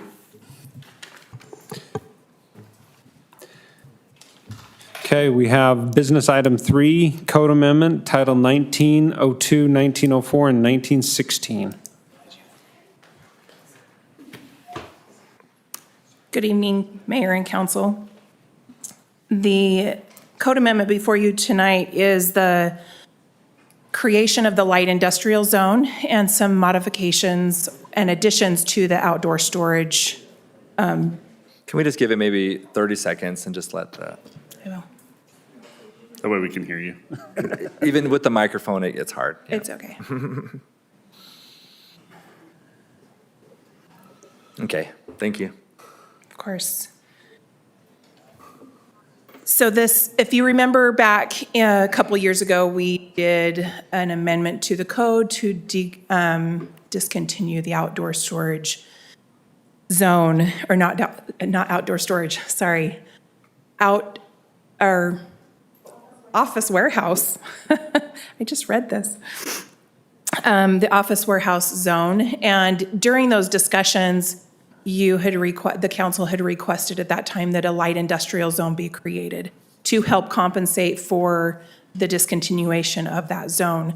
And that's what this is. So along with that, back at the end of last year, you'll remember there was a development agreement for Northern Frontier Business Park where they requested outdoor storage. At that time, you asked for additional outdoor storage standards for screening and so forth. So that's what these code amendments are for. We had to address a couple different areas of the code for outdoor storage, and definition was one of them. And so we recommended the removal of full enclosed by a minimum 6-foot opaque wall or fence. Later on in this site plan and architectural review standards in Title 1916, we further explained this and helped codify that in that section rather than in the definition. I thought your argument to the planning commission was quite sound, that we don't want to define Right. restrictions in a definition. Absolutely. And so I appreciate you clarifying with them, and I read those minutes, so we don't have to do it again now. Thank you.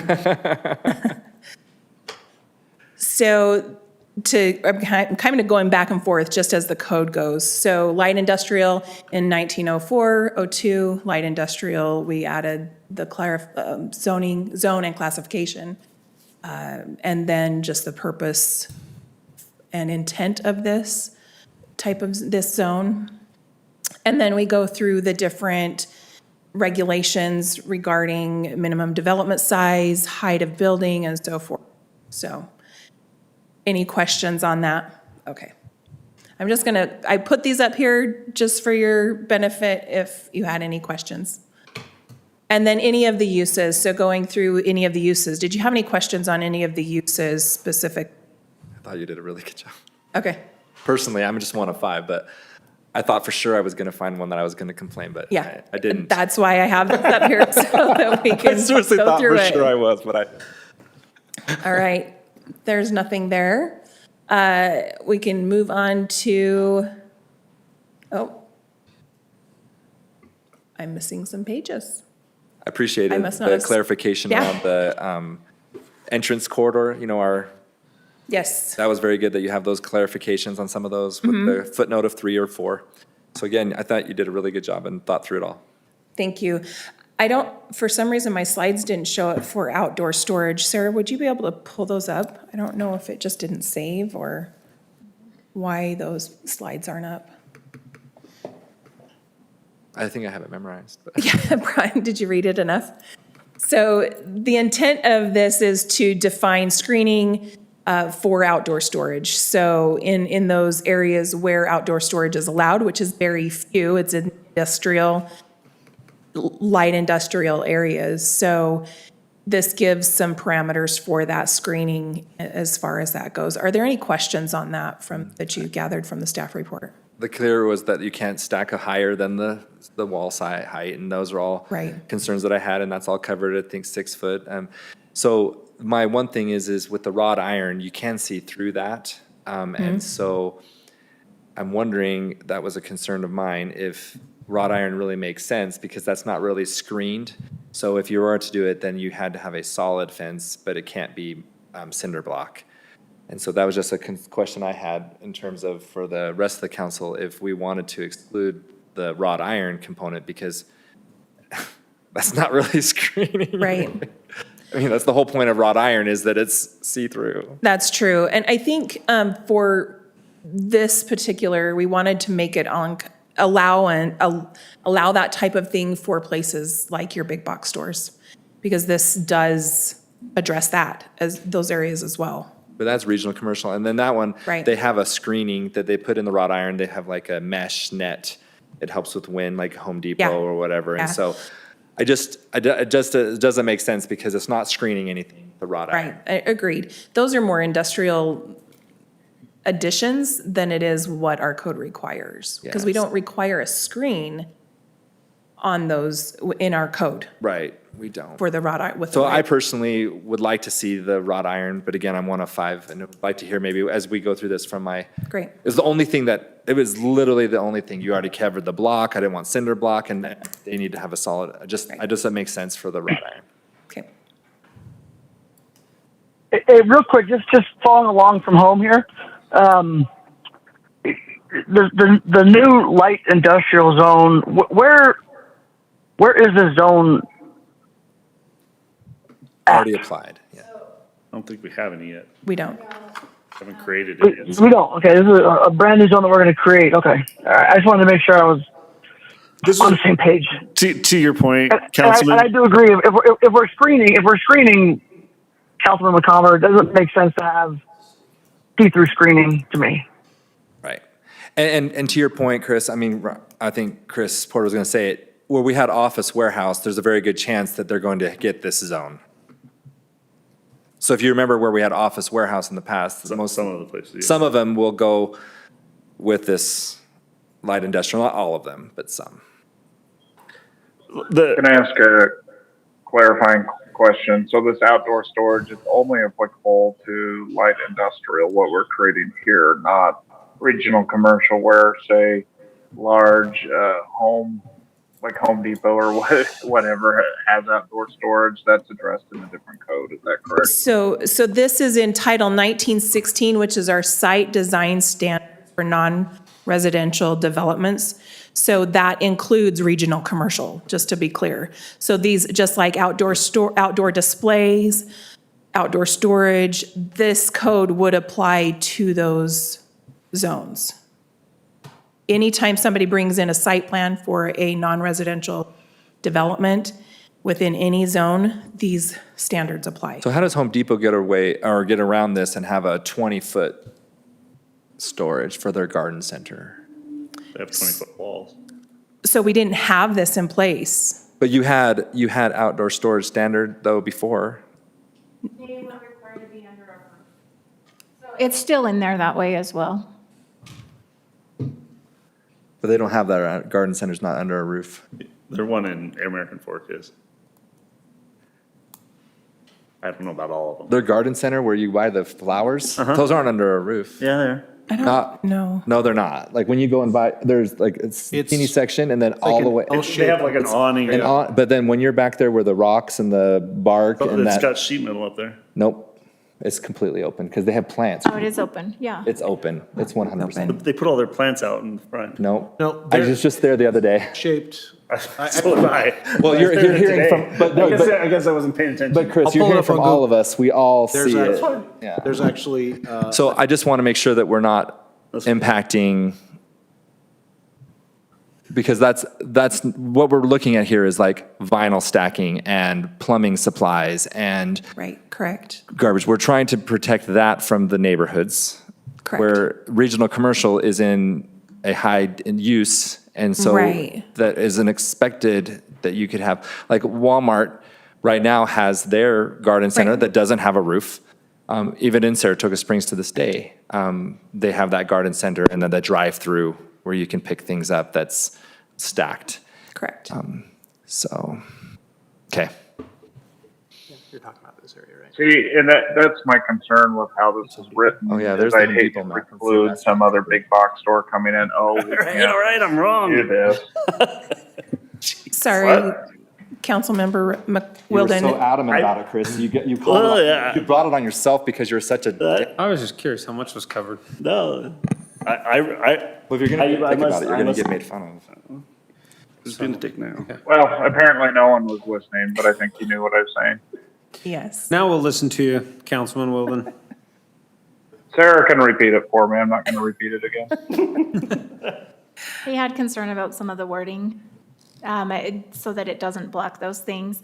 We do have this exception in here that it can be 20 feet subject to approval by the land authority. So in those situations, that's about what we're seeing at the Home Depot and the Walmart is about 20 feet.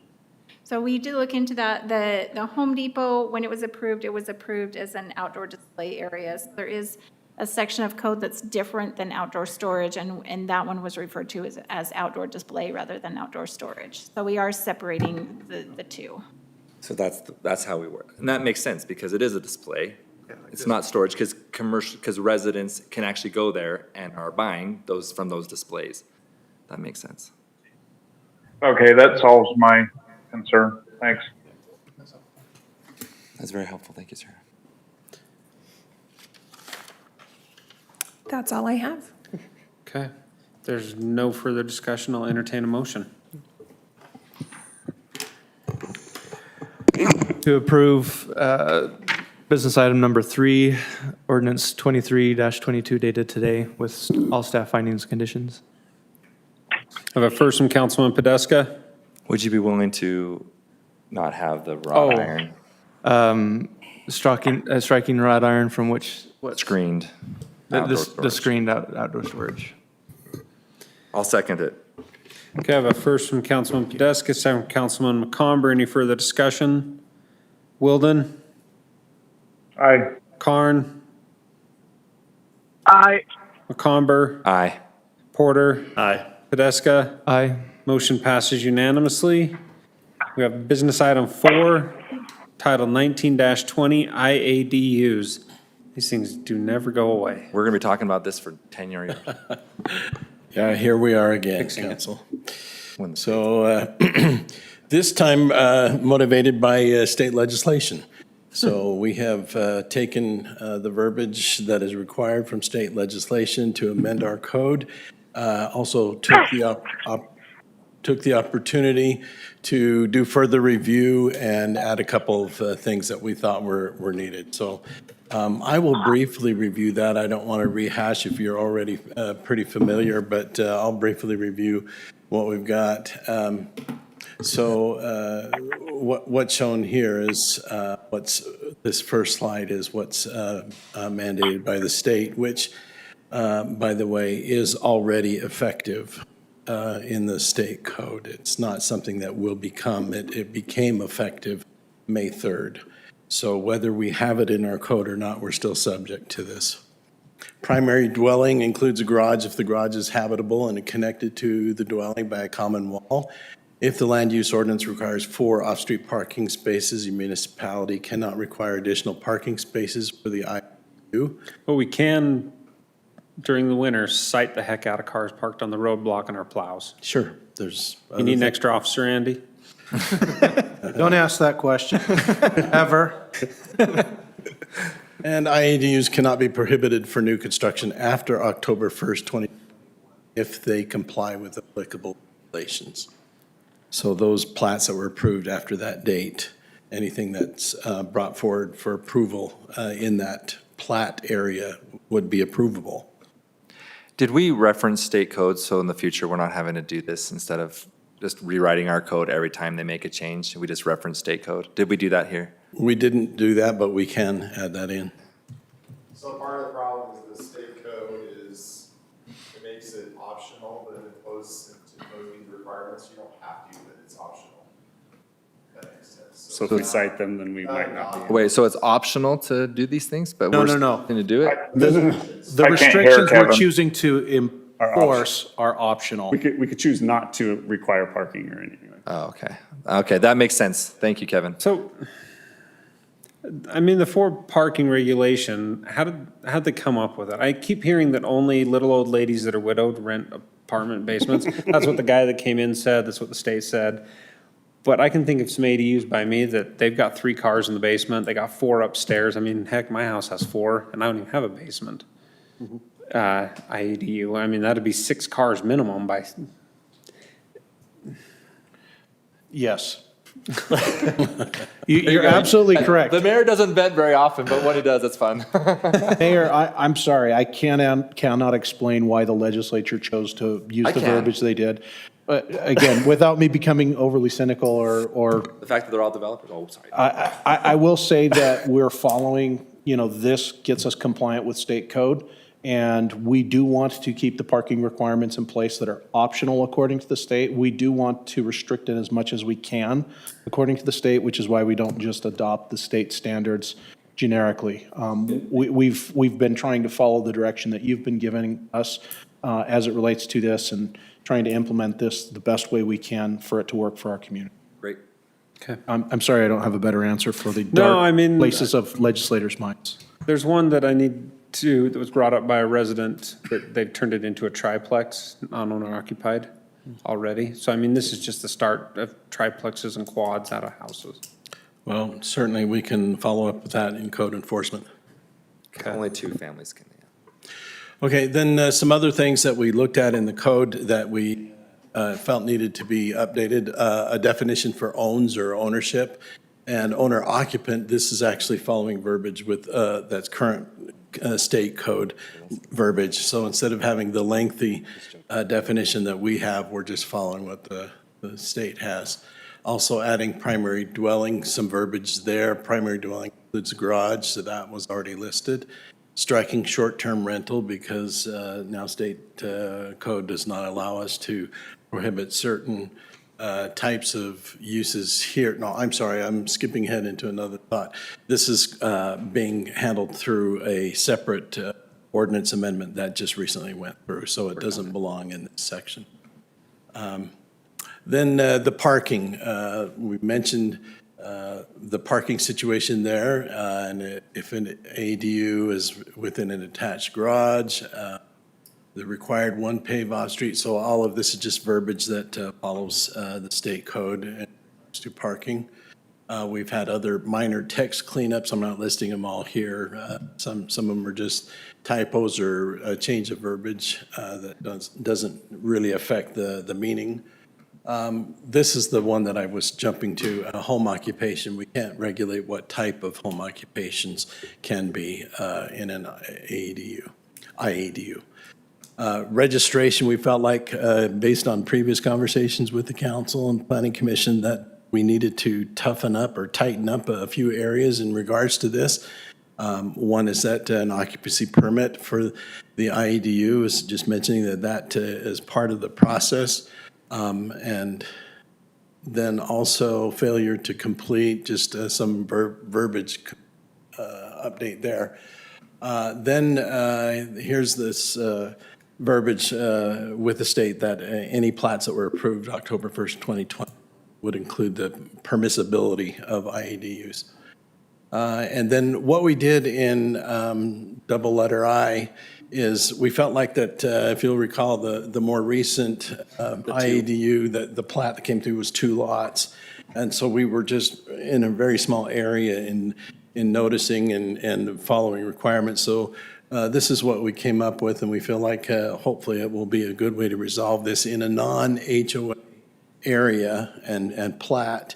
They're going to have to go 500 feet in each direction to notice the people and get the 66% agreement with going along with that type of a request. So we felt like outside of that, in an HOA, they're going to have the board, they're going to look at all the neighborhoods and such, but in a non-HOA needed just a little bit more coverage in that. So hopefully that meets your expectation for following that concept there. So we've got the two maps here. The current one is shown there, which had the potential designation and some other situations that we can no longer do, which includes the prohibiting in areas that were approved after October 21st, 2021. So we made all those adjustments based on state code, eliminated the potential area, so it's either permitted or prohibited, or it just doesn't apply because it's a different land use. So there's the difference there. And the acreage is kind of broken down into different residential types of zones. One includes all zones that have residential, including mixed waterfront and planned communities. And then the other one, which is strictly residential zones. So, but all of them, the percentage there is at 19% of the community. So we still have some flexibility there within the 25% cap that the state gives us. But otherwise, it just kind of changes things to meet the state's requirements. So how come Teguayo is permitted? That was before 2020. Well, it's either in the zone or the land use area, which designates resident. It refers to plats recorded after 2020, October 1st, 2021. So any of those future plats will automatically be permitted. Now, remember, they still have to comply with the code. You heard Ken use the word approvable. Technically, we want to say permitted in here because we want to be in compliance with the statute, but any permitted use in our code still has to meet the conditions of Title 19, but it is. It's the platting permitted. level, not the. It's at the plat level, not when the project is approved. Right, and we do have that, oh, sorry. Yeah. Oh, I was just going to say, I don't see the short-term rental definition struck. Yeah, we just packet. passed by that. So the council will have to do that because the one in the packet is not struck. You'll have to do that by motion if you want to. Oh, is it not No. in there? Struck here, but it wasn't struck in our packet. Oh. Right. It's not okay. struck in the packet. Apologize, that was, We'll include that in the motion. Thank Okay. you. okay. And then I just wanted to mention that on the plat is a notation that IAD approval is subject to the requirements of the code. Okay. Okay. Any other questions? If there's no questions, I'll entertain a motion. I've just got to make my usual comment that, again, the residents that live non-HOAs are held to a higher standard than everybody else in the city. So we know how the vote's going to turn out, so it doesn't matter. Okay. I will entertain a motion. I move that we approve Code Amendment Title 1920 IADU Ordinance 23-23 dated today with all staff findings and conditions, adding one more condition that the short-term rental is stricken from this section of code where it's already established in another part. Thank you. Okay, I have a first from Councilman McComber, I'll second. second from Councilman Podeska. Any further discussion on the motion? Based on the preponderance of this being useful, it will affect my vote. Okay, Councilman Wilden, Aye. Karn,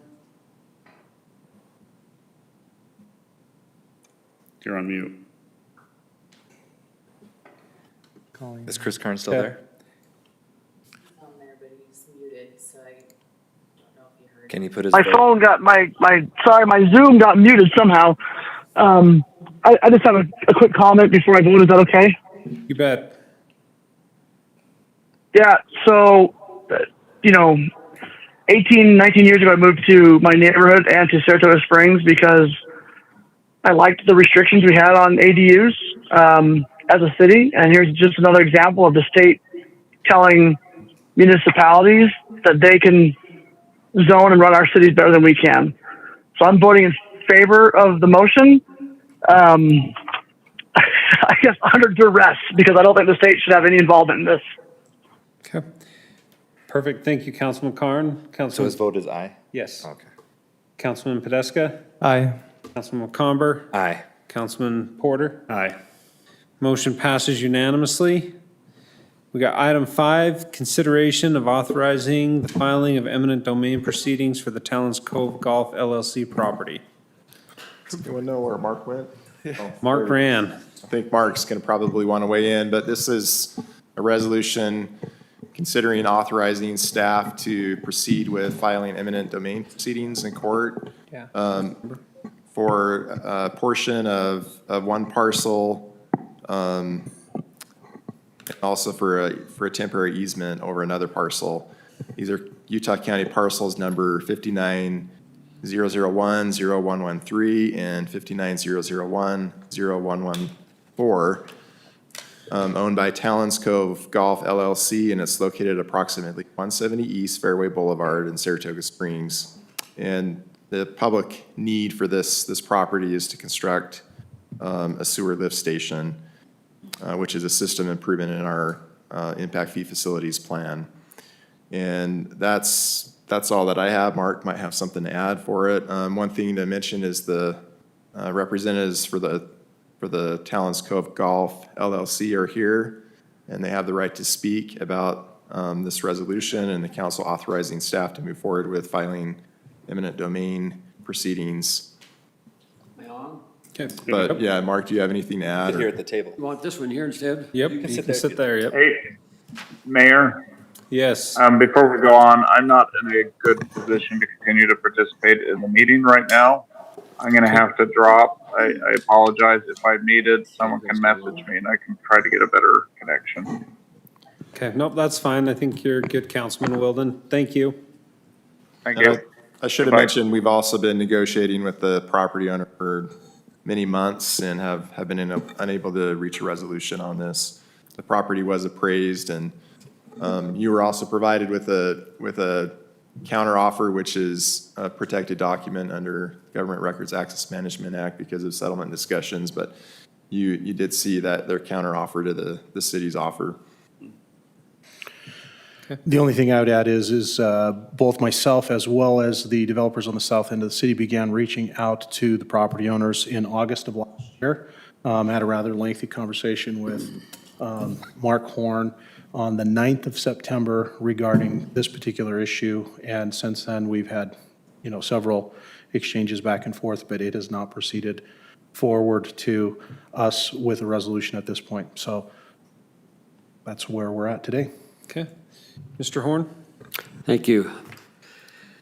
I don't know how long this city council's been around, but I'm going to give you a little bit of a history lesson. I was involved in the original partnership that began developing this area back when it was just us and rabbits. And we thought it'd be nice maybe to someday have a golf course.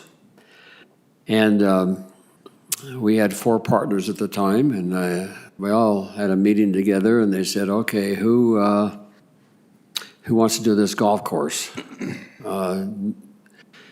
Nobody raised their hand, except finally, since I have a little bit of a golf enthusiasm, I kind of went like this and said, look, I'll find a partner and I'll go do this thing if I can, and we'll try to make this happen. That was back in the late 1900s and early 2000s.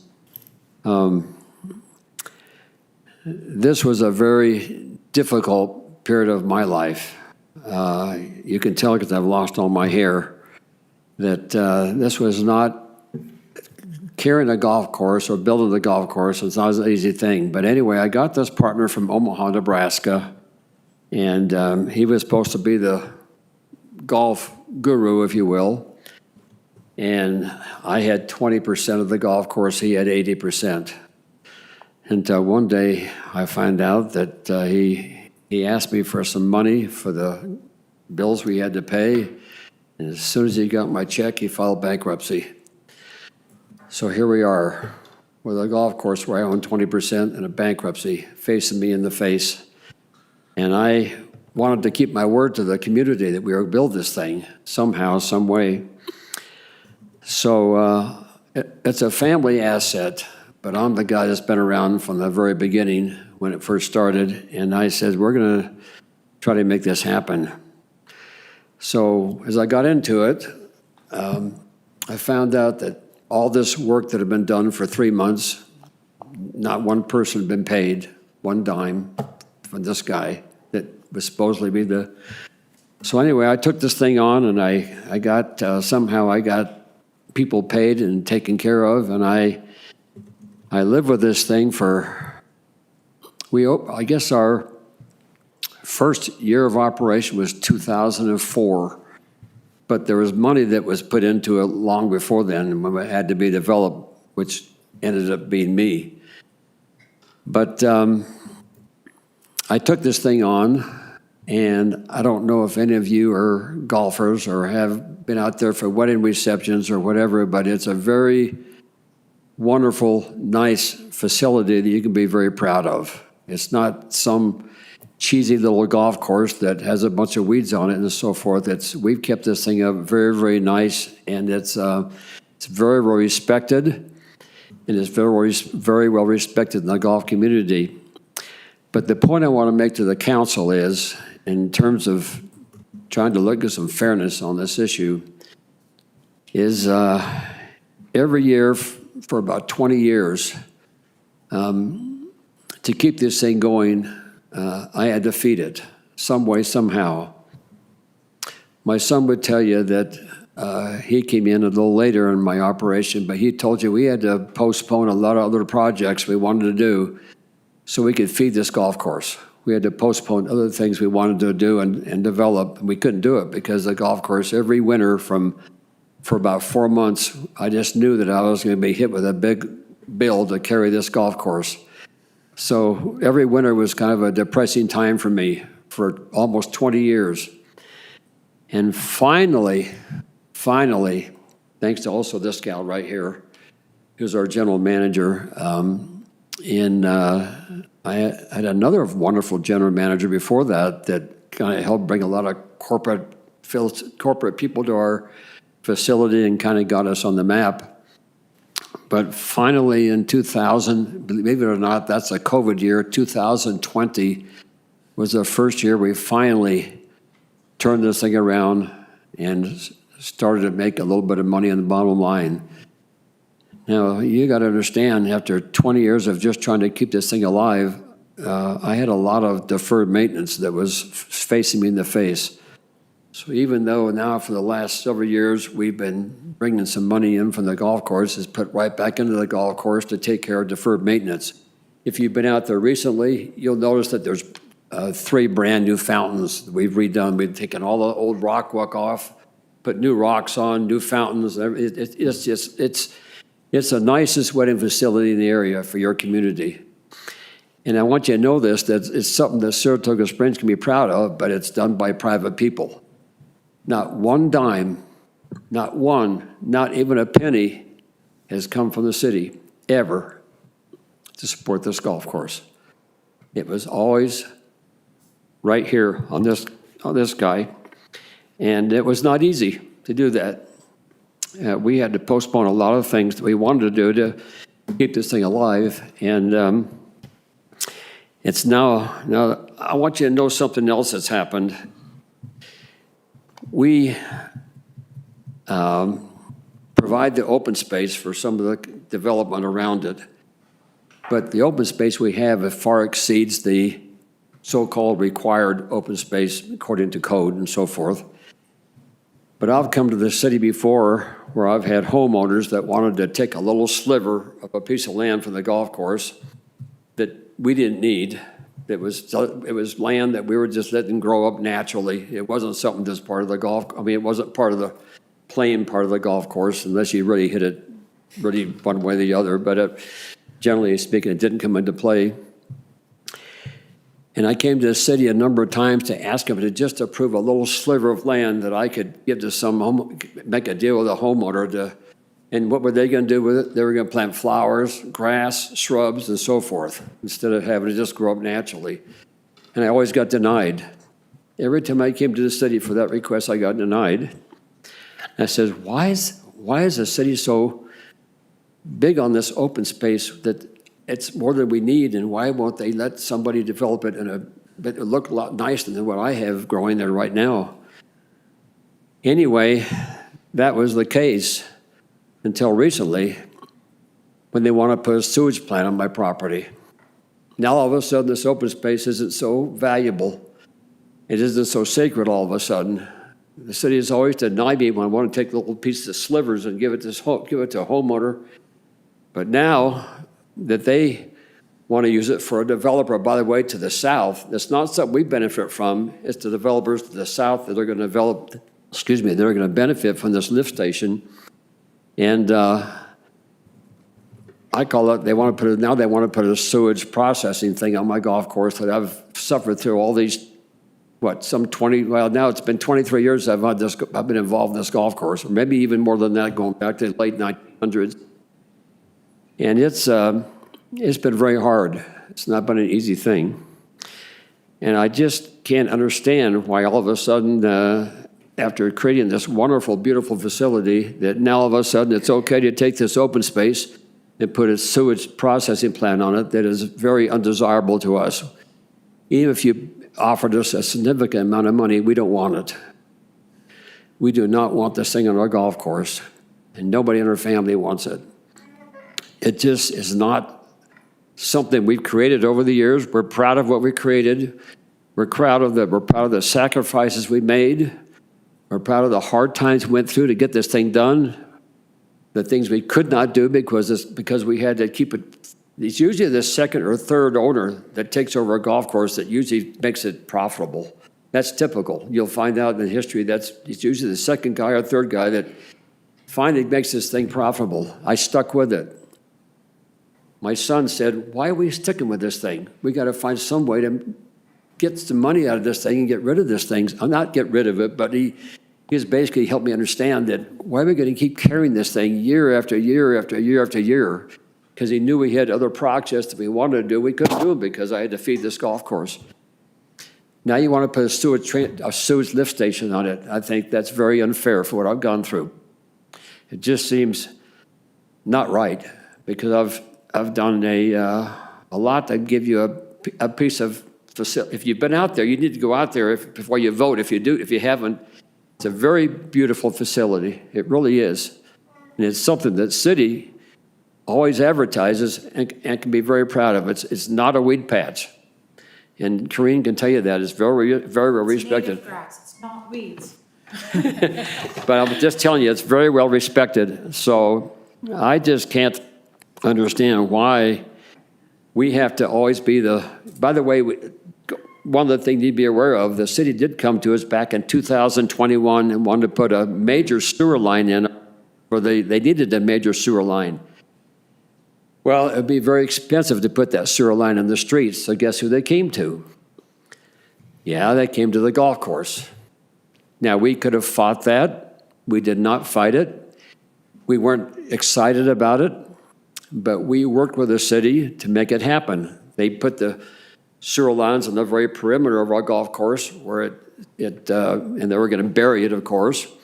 So the impact was not tremendously significant except when they were building it. Corinne can tell you that we had to rearrange some holes and do some things different to accommodate our golfers during the construction of this thing. So it wasn't just something that just happens. We had to make some sacrifices during the construction of this thing. But we worked with the city and we got it done. And we were trying to be good neighbors, if you want to call it that. And we weren't just trying to be obnoxious and just say, no. This thing, the city was trying to be reasonable, if you would. They were trying to at least make sure they didn't disrupt us more than they had to, but it was disruptive nevertheless for that summer that they were building this thing. And I came to them later on and I said, look, I need to build a bathroom on this back 9. I need one toilet. Would the city approve it? They denied. They said, we can't have one toilet on our back 9. And I just worked with it, put these big 2 major sewer lines at our golf course. And I come to, I want one toilet, his and hers. And would the city approve that? We didn't actually formally presented to you, but they said, no, we can't give any more, not even one toilet more can we take on our capacity for some reason. I can't understand that, but this is kind of what I've lived with, and I'm not adversarial to the city in any way. I just can't understand why what I've been through and our family and I has been through, that I have to be the guy that always solves all the problems for future developments down the road when I've lived this thing for 23 years. And it is something, if you haven't been out there, you'll be proud of what's in this city. And everybody will tell you they love it out there. And it's a wonderful, it's not a cheapskate golf course. It's a very wonderful golf course. And I just hope you'll deny this thing and I hope you'll stop these condemnation proceedings because it's ridiculous. It doesn't make any sense. We've even tried to suggest other places maybe on our golf course. We don't want this thing, period. But we've given them other ideas where they possibly could put this thing where it wouldn't be nearly as impactful to us. But no, they want it in the worst possible place that affects us the very worst. That's where they got to have it. They got to have it in this spot, right where we don't want it. So I hope you'll reconsider this thing and give it some thought in fairness to what I've gone through and what I've had to live with for many, many, many years to give this thing that you've got out there, which I know the city can be very proud of. And I'll let either Kareen's, by the way, is our general manager who runs our golf course. Mark is my son who also owns on a part of the golf course, but I'm the managing owner of the golf course, if that makes sense, of the LLC. And I'll be quick. I know it's late. Time is going. So just a couple of points to add to that. I know you guys get a lot of discussions here in my backyard, but in this particular case, our backyard, is the course. If you guys are golfers or kind of sports, the ambiance, the surroundings, that is what our business is, and that's why people come and play Talons Cove. And so when you put a nuisance or a facility that that's close enough to the green where people are parking their carts right next to it to go putt on the green, we feel it's going to have a significant change to the feel of the course. Second point is, back to that open space thing, to add to that is about 4 or 5 years ago, we actually had a few acres that we were hoping to maybe develop a few single-family lots on. And just like my dad said here, it didn't even get processed through the city because we got a letter back from the city attorney at the time just saying this is open space, you'll never get anything. So kind of that same point, it seems kind of a huge injustice to us to get denied on the front end of doing any kind of development on a few acres of excess land, yet then the city wants to come develop a sewer station so other developers can now develop other places in the city. Again, we felt like we've always been a good partner with the city. We've tried to solve with them or work with them on any issues, but this is just one that has such a major impact on the golf course. We think it's a short-sighted, resolution to condemn this part without looking for other solutions that we get. They may be more expensive, they may take longer, but we feel like those developers that are going to benefit should, address that and solve that problem, hopefully in a different manner than the golf course. Thanks. I mean, I don't know that I can, yeah, they can see me. I don't know that I can say anything more than, to add to Doug, but just other than, I know all of you have probably come to the golf course and you've used our facilities not just for golfing, you've used them for meetings and everything else, and we've been more than generous and fair throughout the years with everybody. And I know that, a lift station over here, maybe doesn't seem as impactful to some people, but just the views of Talons Cove is what sells it. A lot of the ways that these guys were able to survive over the last years has not been from golfing. It's been from the weddings and the receptions and the lookout over that lake and the lookout just even onto the 10th green from our banquet area is the thing that number one sells that facility. And to look over at that and then see the lift station and everything else, I mean, it's in direct line. It will have an impact on, that bride's day to, to book with us and stuff like that. also, a couple other concerns. I know there's maybe some timelines that we've been trying to work with, and maybe they wanted answers quicker.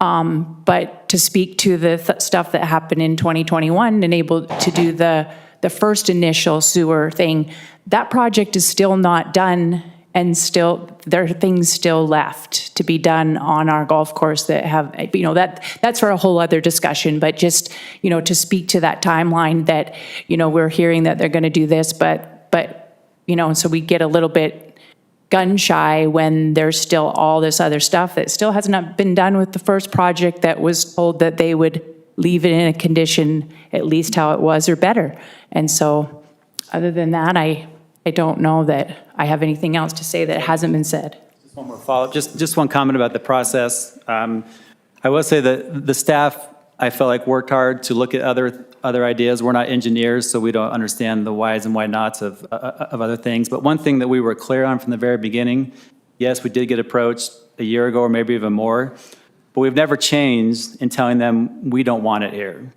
So we tried to work with them, and we were always open to different ideas.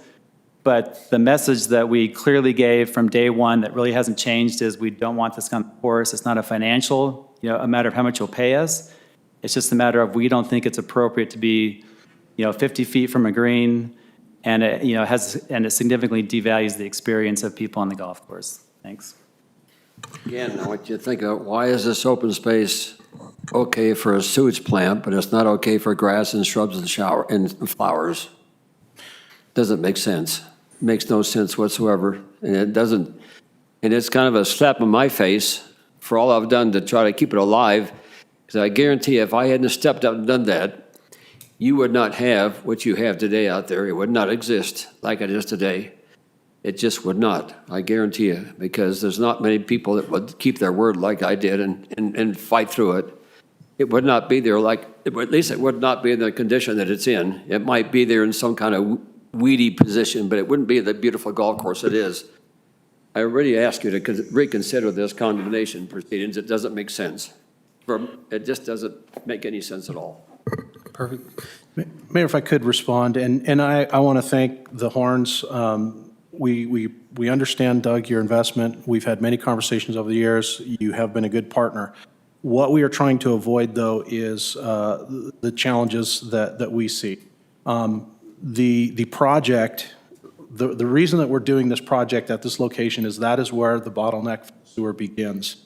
And if we were to say upsize this sewer line, we would upsize from here all the way to Inlet Park, which is many miles worth of project.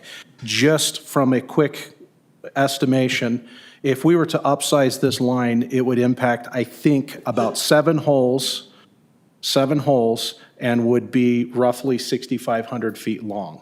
And that's a rough estimation. We recognize that there are significant concerns. We've tried to work with the Horns, and we still will try and Horns to try and resolve as many of the issues as they've identified. The 2020 project, I believe that was delayed about 18 months in order for us to get permission to do that sewer line project. And unfortunately, we're just running into the timeline issues that we see. Again, we're still willing to work with the Horns. We understand this. However, if we do not intercept the sewer at this location, we will be redoing the sewer line through all of SSD from this point up to Inlet Park in order to upsize that sewer line. And so it will be a vastly more expensive project and a vastly more impactful project, both to the golf course by disrupting several of the holes, as well as disrupting many of the streets and neighborhoods from here to Inlet Park to the north. And so we understand that this is impactful. We will try and mitigate the things that we can to try and resolve the concerns. We have indicated that all along that we would try and do so. But we understand that the need for this sewer line improvement is vastly more complex and will have a vastly larger impact if we go back to trying to upsize these sewer lines again and again and again. Not to mention, we have slope issues and other issues, that the reason that we have all of those lift stations all along SSD is because of the low points that go through that neighborhood. And this is the last point where we can connect that and then divert it out of the golf course. This effectively removes all of those needs to rebuild those projects within SSD, within the golf course that go across multiple holes. And it's the least impactful option that we could identify to the area, to the neighborhood, to the golf course. And we understand that it is impactful, and we will do our best to try and mitigate those concerns. I'd like to say one thing that I didn't mention before. It's the appraisal on this property is a joke. They appraised their property, I think, for $20,000 or something like that. It's ridiculous, and it's not the money issue to us. Remember, we do this thing. We live with this thing for 50 or 60 or 70 years. It's not just something that impacts us. It impacts us for all the future, for 50, 60 years while the golf course exists. It's not just a one-day thing. They say there's not going to be any smells. They can't guarantee that. There's no guarantee there's not going to be any smells.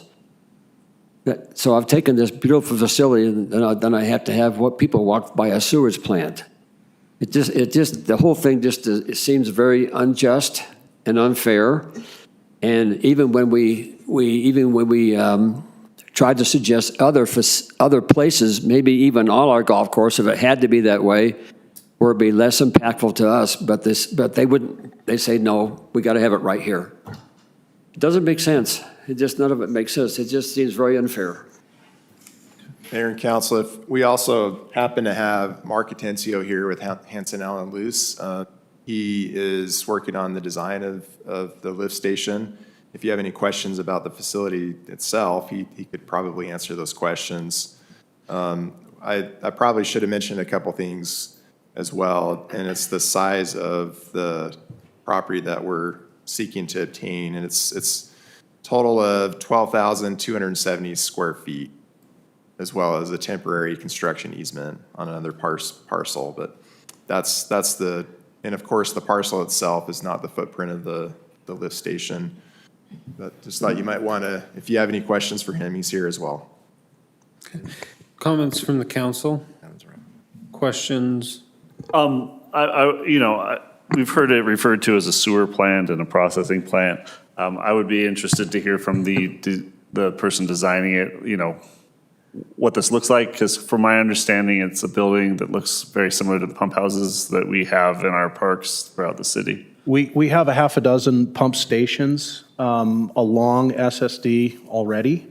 The neighbors' homes are completely adjacent to it, and we don't receive complaints.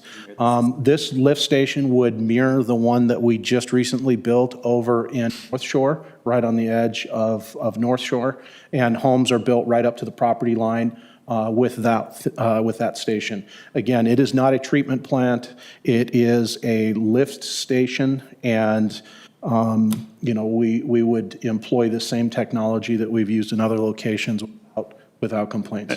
And maybe you can speak to why it has to be here, because I guess that's a key point. If it could be somewhere else, then there would be options, right? But my understanding is we're out of options. Yeah, my name is Mark Atencio. I don't actually have anything to add. Mark has summarized all the key issues.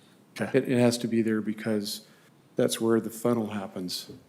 And I've just put imagery on the screen of a lift station that's existing in the Saratoga Springs development.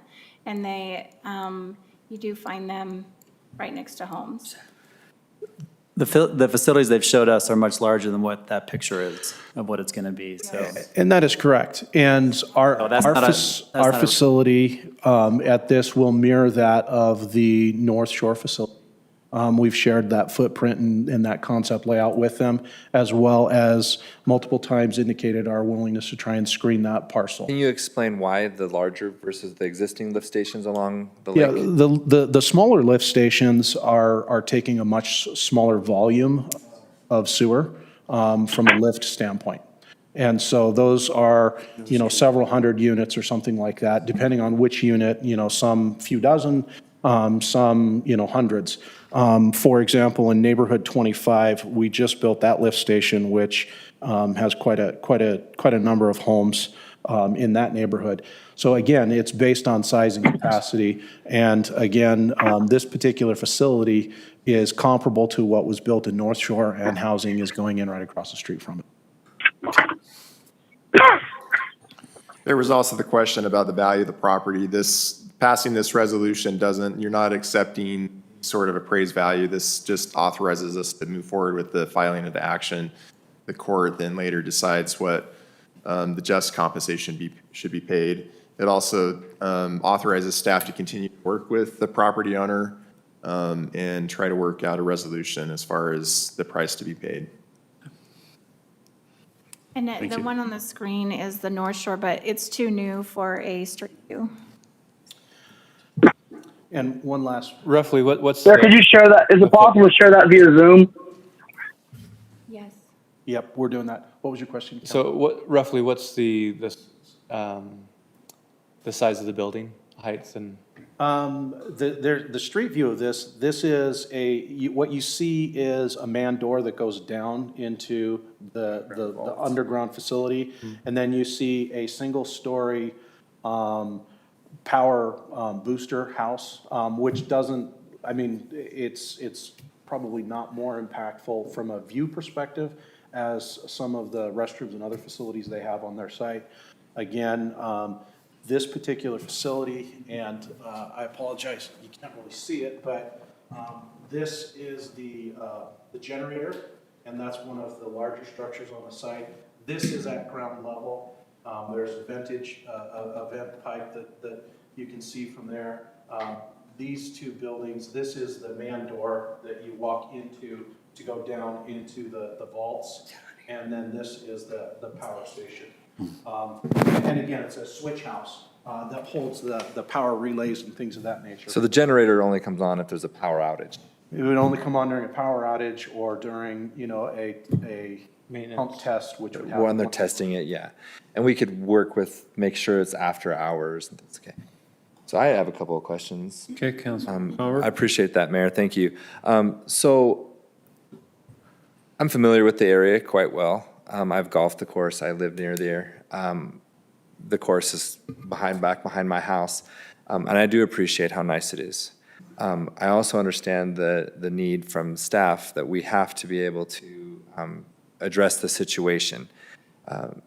We often say when we're talking is that we have to look at the benefit today and in the future. We talk about that all the time.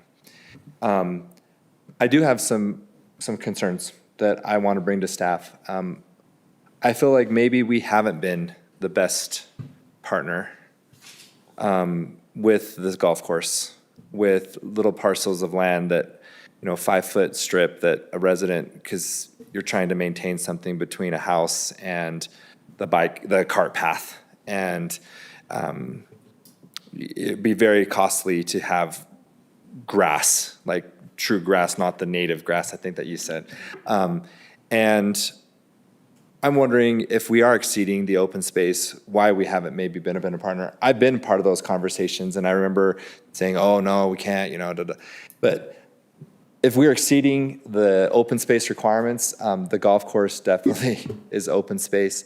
Why we can't maybe revisit that and look at that to help reduce some of the maintenance costs of the golf course. Some of those areas would, and then also the residents who want to be able to have a nicer condition on those sections, because the native grass, your sprinkler system gets near that.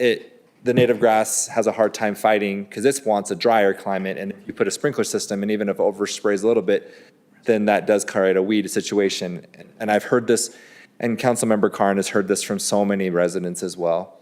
And so maybe that's something that we can do to show that we're maybe having, we're working with you. And I'm one of 5.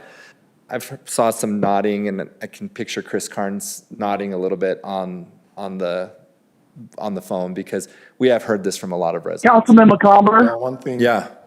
I second what you're saying. Okay, so thank you. I second it. So I totally agree.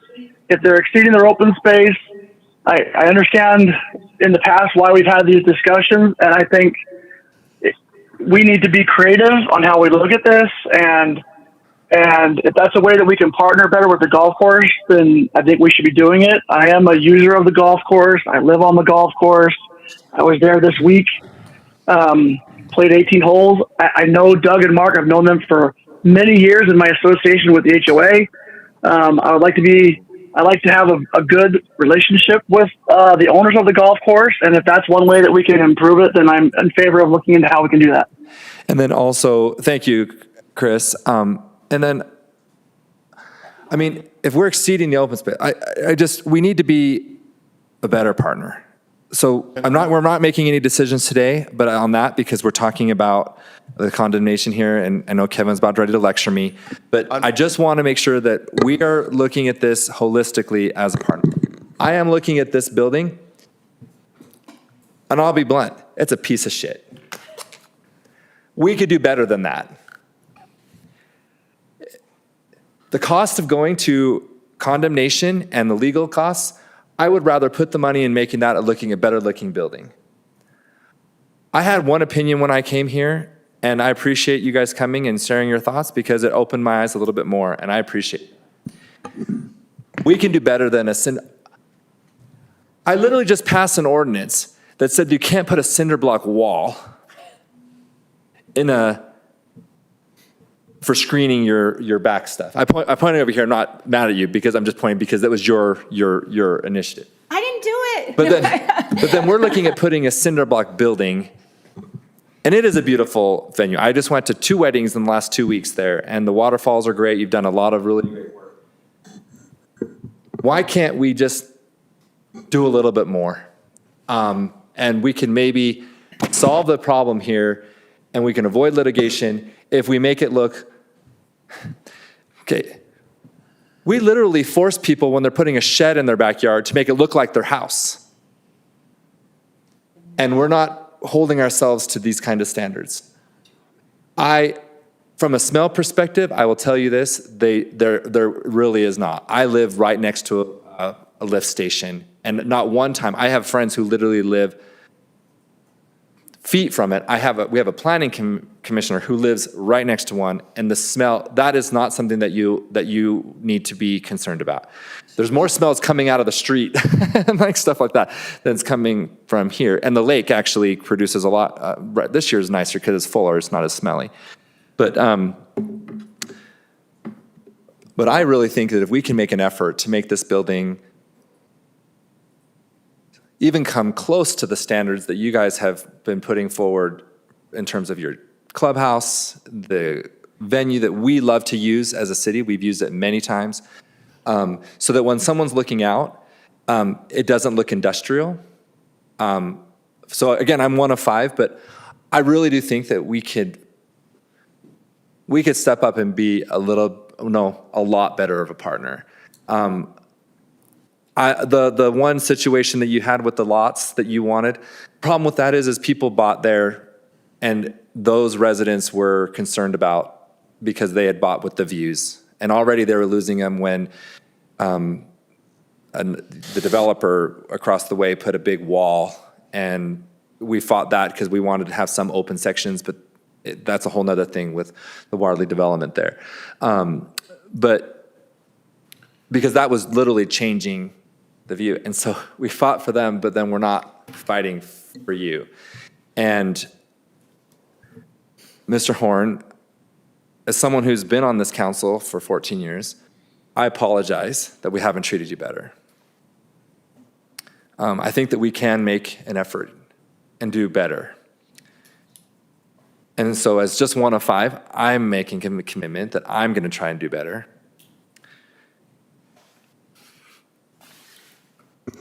I'm sorry I'm getting emotional because I'm not really an emotional kind of person, but I really do appreciate you. I appreciate what you've done to create a really amazing amenity for our city. And it broke my heart hearing your story, and it's not fair. And life isn't always fair. That's true. But at the same time, I think we can make a better effort.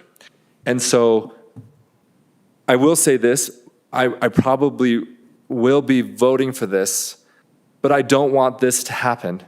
And I am pleading with staff, let's make this building look better. Let's make this, screen it, put some of the landscaping that they've put into theirs. We can do some really great things, strong commitments to help this almost be like a non-issue. A bride looking out from the deck won't even notice it because it just flows right into the lake. If anything, our other pump stations are very industrial and look like crap along the lake, but we've done some good job with some trees and things. But that's taken years. It's taken 15 years for those trees to mature. So again, I would rather take the money that's going into a legal battle over this and make a nicer building, buy higher caliber trees, stuff that's gonna last, working with their landscaper who knows what works in their golf course, in their soils, and most likely will be maintaining these trees, and helping them stay alive, because how many of our trees die all the time because it just happens. I just think that we can do better. And I really did come in with a different thought, but I think that we need to work with them more. We need to identify ways that we can, even those little slivers, the $5,000 here, $5,000 there, that the residents would be paying to the Horns because their property, it doesn't affect the open space, and it can continue to help the golf course be successful and do more of their improvements and their maintenance improvements. I think that we just need to make an effort. I feel like I've talked a lot, I apologize, but I just feel very strongly that we can do better with one of the most, probably the second largest landowner in the city. The Church of Jesus Christ of Latter-day Saints and the golf course are the two largest landowners in the city. And I feel like we maybe have not done what we could to be a better partner. So thank you, Mayor. I appreciate that. I turn the time back. Councilman Carn or Podeska? Wait to see if he has, didn't he already? Carn seconded. But if he has something else. Yeah, I don't know if he has anything. I think I want to be able to look and find out how we can be better partners. We need to find some creative ways. And I've asked the questions before about the slivers of land. And I understand, what it does to lot lines and things. I want to be able to revisit that. I'm sorry, I just have to, what I've been involved with was not little slivers of land. Perhaps I have been, I've been here 12 years, but I just want to clarify for the record that this wasn't slivers of land. This was Talon's Clutch, they're proposing 5 additional building lots. And 208 East Range Road, they're proposing another building lot. So. They had the building lot, they wanted to make it bigger. Something like that. I've talked about existing lots that are trying to buy 10 feet off the back of their property or the side of their property So that one on to Range Road was a take lot it they wanted to and be- landscape it and get rid of the native grasses. And time again, been told that they cannot look at changing the open space. They haven't even submitted on those little slivers. Yeah, and Chris's point, because they were pretty much adamantly told not to. So. And I just have to. And I don't think also all of this is the clarify- appropriate place to have the discussion. I want to be able to I want to take a look at it again. We just basically, Chris and I were 2 people, so we actually, as 2 council members, can put that on the agenda. So Chris and I will be putting on an agenda to have a conversation about the slivers of land within the Horn property. But because the mayor or 2 council members can put something on an agenda. But that's not what we're here. We're here talking about this condemnation. And I really do think that we can make this work if we sort of, again, I've always talked about live up to our own standards. Like we require other people to, but then we put in a cinder block building. It's not right. Yeah, no, I appreciate it. Sorry, I had to step out for a second, but, so I missed some of the conversations there.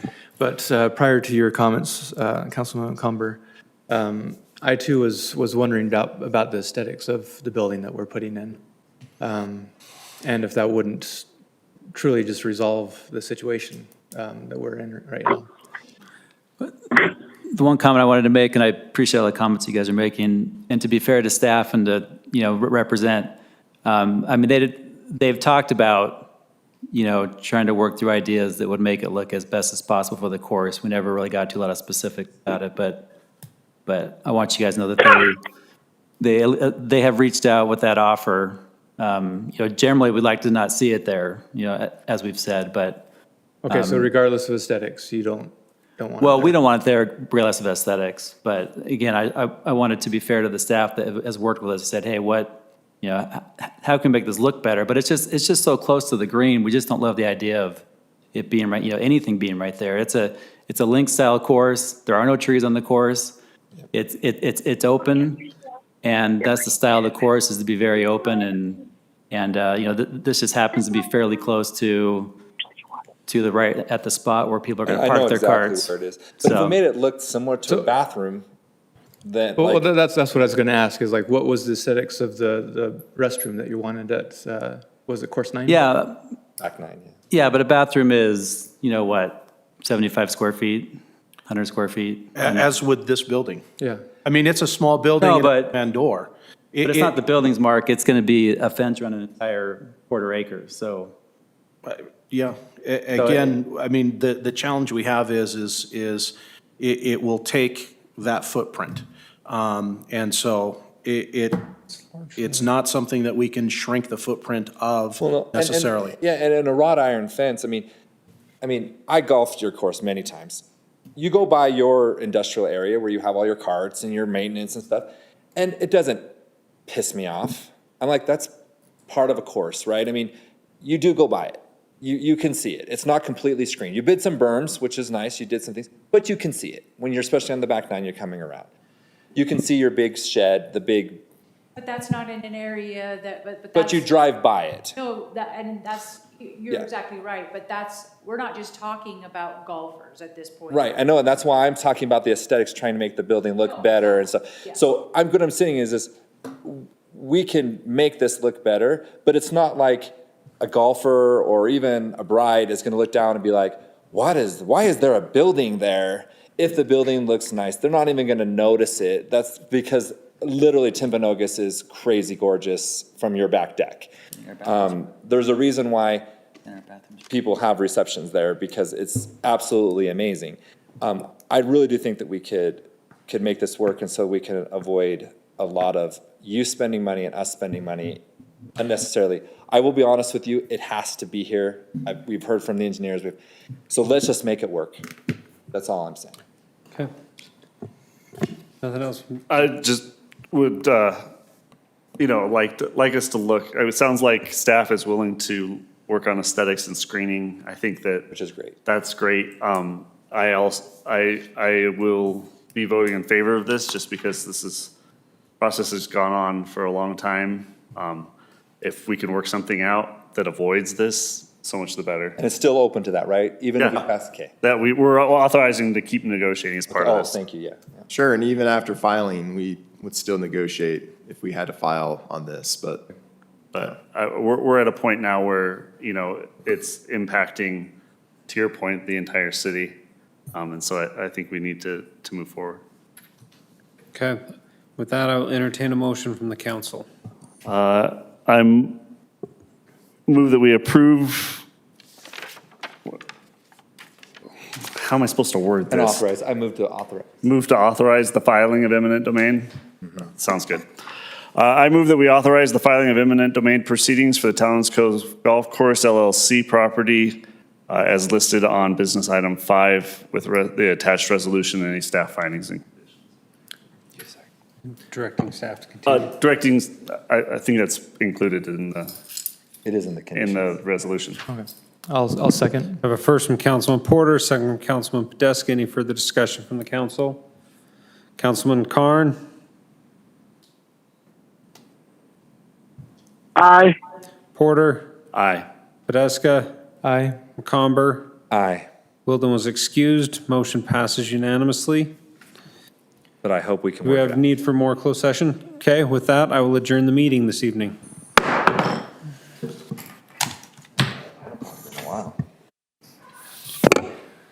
The whole hour. Pardon me?